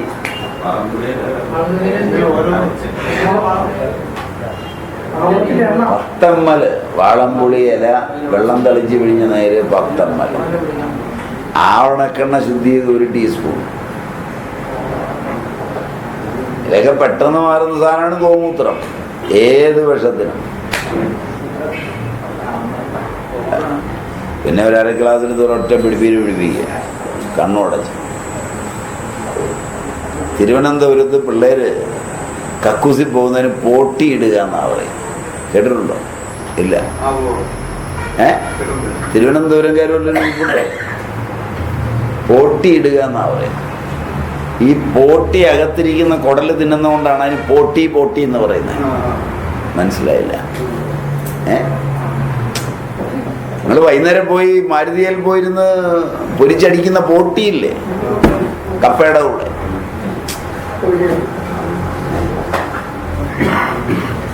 ആ പോട്ടി എന്ന് പറഞ്ഞാൽ ഈ സാധനമായി പിള്ളേരിടുന്നത്. പന്നിയുടെ കുടല് അത് തിന്നാമെങ്കിൽ ഈ നാട്ടിൽ പിടിക്കുന്ന കരിമീനെല്ലാം ടെറസിന് മുകളിൽ മല ഉണങ്ങിയിട്ട് ചൂണ്ടയെ കോർത്തിട്ട് പിടിക്കുന്നതാണ്. അതതിൻ്റെ വയറ്റിലുണ്ടാവും. ഈ ഹൗസ് ബോട്ടുകളിൽ നിന്നൊക്കെ മല അങ്ങ് തുറന്നു വിടുമ്പോഴത്തേക്ക് ഈ കരിമീനൊക്കെ വന്ന് വെട്ടിയടിച്ചാൽ തിന്നുന്നത്. ഇതൊക്കെ തിന്നാമെങ്കിൽ 1 ഗ്ലാസ് ഗോമൂത്രം കുടിച്ചെന്ന് വെച്ചാൽ എന്ത് വരുമെന്നാണ് നിങ്ങൾ വിചാരിക്കുന്നത്? കാരണം ചിലരുടെ മുഖമൊക്കെ ചുളിയുന്നു. മറ്റതടിക്കുമ്പോൾ ഒരു മുഖവും ചുളിഞ്ഞ് കണ്ടിട്ടില്ല. സാധിഷ്ടമായിട്ട് അടിക്കുന്നു. എന്താടാ ശരിയല്ലേ? എരിക്കിൻ്റെ ഇല സമയം 5 മിനിറ്റ് ഉണ്ട്. എരിക്കിൻ്റെ ഇല, തൊലി, വേര്, കായ എന്നിവയിലെല്ലാം വിഷാംശമുണ്ടെങ്കിലും കറയിലാണ് വിഷം കൂടുതൽ. തൊലിയിൽ പുരണ്ടാൽ പൊള്ളലുണ്ടാവും. കറയെടുക്കുന്നത് സാധാരണ തേങ്ങാ തുരന്നാണ്. പാത്രങ്ങളിൽ എടുക്കരുത്. ഏത് പാത്രമായാലും തുളകും. സ്റ്റീൽ പാത്രമായാലും തുളഞ്ഞു പോകും. അത് നിങ്ങൾക്ക് നോക്കാം, പരീക്ഷിച്ച് നോക്കാം. ഏത് പാത്രം തുളയ്ക്കണമെങ്കിലും എരിക്കിൻ്റെ കറ ഒഴിച്ചു വെച്ചാൽ മതി, തുളയും. കറ പുരണ്ടാൽ അത് ത്വക്കിൽ പുരണ്ടാൽ പൊള്ളലുണ്ടാക്കും. കണ്ണിൽ വീണാൽ കാഴ്ച പോകും. ഗർഭാശയമുഖത്തു തൊട്ടാൽ ഗർഭം തെറിച്ചു പോകും. പഴയ കാലത്ത് ഏറ്റവും കൂടുതൽ അലസാൻ ഉപയോഗിച്ചിട്ടുള്ള, അലസിപ്പിക്കുന്നതിന് ഉപയോഗിച്ചിട്ടുള്ള ഇതിൽ കേമന്മാർ പഴയ തട്ടാന്മാരാണ്. ഒന്നുകിൽ സ്വർണ്ണ നൂല്, അല്ലെങ്കിൽ ചെറിയ പഞ്ഞി വെച്ച ഒരു ഇതിലെടുത്തിട്ട് മെല്ലെ ഉള്ളിൽ കൃത്യമായി തൊടിയിച്ചാൽ തെറിച്ചു പോകും. വളരെ ശ്രദ്ധിച്ച് ചെയ്തില്ലെങ്കിൽ ബ്ലീഡിങ് കൊണ്ട് മരിച്ചു പോകും. അതുകൊണ്ട് പണിക്കൊന്നും നിന്നേക്കരുത്. പഴയ കാലത്ത് ഉപയോഗിച്ചിരുന്നു എന്ന് പറയാൻ മാത്രം സൂചിപ്പിച്ചതാണ്. വളരെ അപകടകരമായ ഒന്നാണ്. എങ്കിലും പണ്ടുള്ളവർ ഇത് ഉപയോഗിച്ചിരുന്നു. അത് കാരണം പെൺകുട്ടികളൊക്കെ വിവാഹം മുമ്പ് അങ്ങനെയൊക്കെ ഉണ്ടായാൽ ഇത് മാനം ഒക്കെ ബാധിക്കുന്നതാണെന്ന് പണ്ടൊക്കെ ഉണ്ടായിരുന്നു. ഇന്ന് മാനമാണത്. രണ്ടും തമ്മിലുള്ള വ്യത്യാസം അതാണ്. പണ്ട് കാലത്ത് മാനക്കേടായിരുന്നു. പരപുരുഷ സംസർഗവും കുട്ടികൾ വിവാഹപൂർവമായി ഗർഭം ധരിക്കുന്നതൊക്കെ പണ്ട് ഒരു മോശമായ കാര്യമായിരുന്നു. അതുകൊണ്ട് ഇതൊക്കെ ആവശ്യമായിരുന്നു. ഇന്നത് മോശമായ കാര്യമൊന്നുമല്ല. വേണ്ടി വന്നാൽ ഒരുത്തനെ തൂക്കാൻ പറ്റുന്ന കേസ് കൊടുക്കാനും 10 കാശുണ്ടാക്കാനും പറ്റുന്ന നല്ലൊരു തൊഴിലാണ്. അതുകൊണ്ട് മാന്യമായ തൊഴിലുമാണ്. കാരണം വെച്ചാൽ നാട്ടിലുള്ള ആക്ടിവിസ്റ്റുകളും മാന്യന്മാരും എല്ലാം കൂടെ കൂടുന്ന തൊഴിലാണ്. അതുകൊണ്ട് പിന്നെ പേടിക്കാനൊന്നും ഇല്ലാത്തപ്പം വെറുതെ വയ്യാവേലിക്കൊന്നും പോകരുത്. അത് വളരെ അപകടകരമാണെന്ന് മനസ്സിലാക്കുകയും വേണം. 10 ഗ്രാമിലേറെ കറ കഴിച്ചാൽ മാരകമാണ്, അപകടകരമാണ്. ഉള്ളിലെത്തിയാൽ ഉമിനീരാണ് കണ്ടമാനം വരുന്നത്. മുഖത്ത് ചൊറിച്ചിലും അന്നനാളത്തിലും ആമാശയത്തിലും ചുട്ടുനീറ്റവും ഛർദിയും അതിസാരവും ഉണ്ടാവും. ഒരിക്കൽ കഴിച്ചു പോയാൽ രക്തത്തിൽ സ്വീകരിച്ചാൽ തലച്ചോറിനെയും സുഷുപ്നയെയും ബാധിച്ച് കടുത്ത അസ്വാസ്ഥ്യവും തളർച്ചയും ശ്വാസം മുട്ടലും നെഞ്ചിടിപ്പും വലിയ താമസവും ഇല്ലാതെ മരണവും. ബാക്കി നമുക്ക് അടുത്ത ക്ലാസ്സിൽ എടുക്കാം.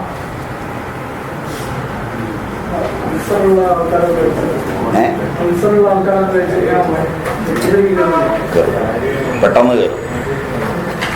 ബാക്കി അടുത്ത ക്ലാസ്സിൽ ഇന്ന് അവസാനിക്കും.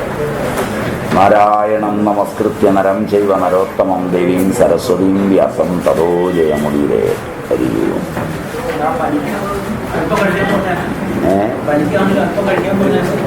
അല്പം തിളപ്പിച്ച് വെള്ളം കുടിച്ചാൽ മതി. പിന്നെ ധാരാളം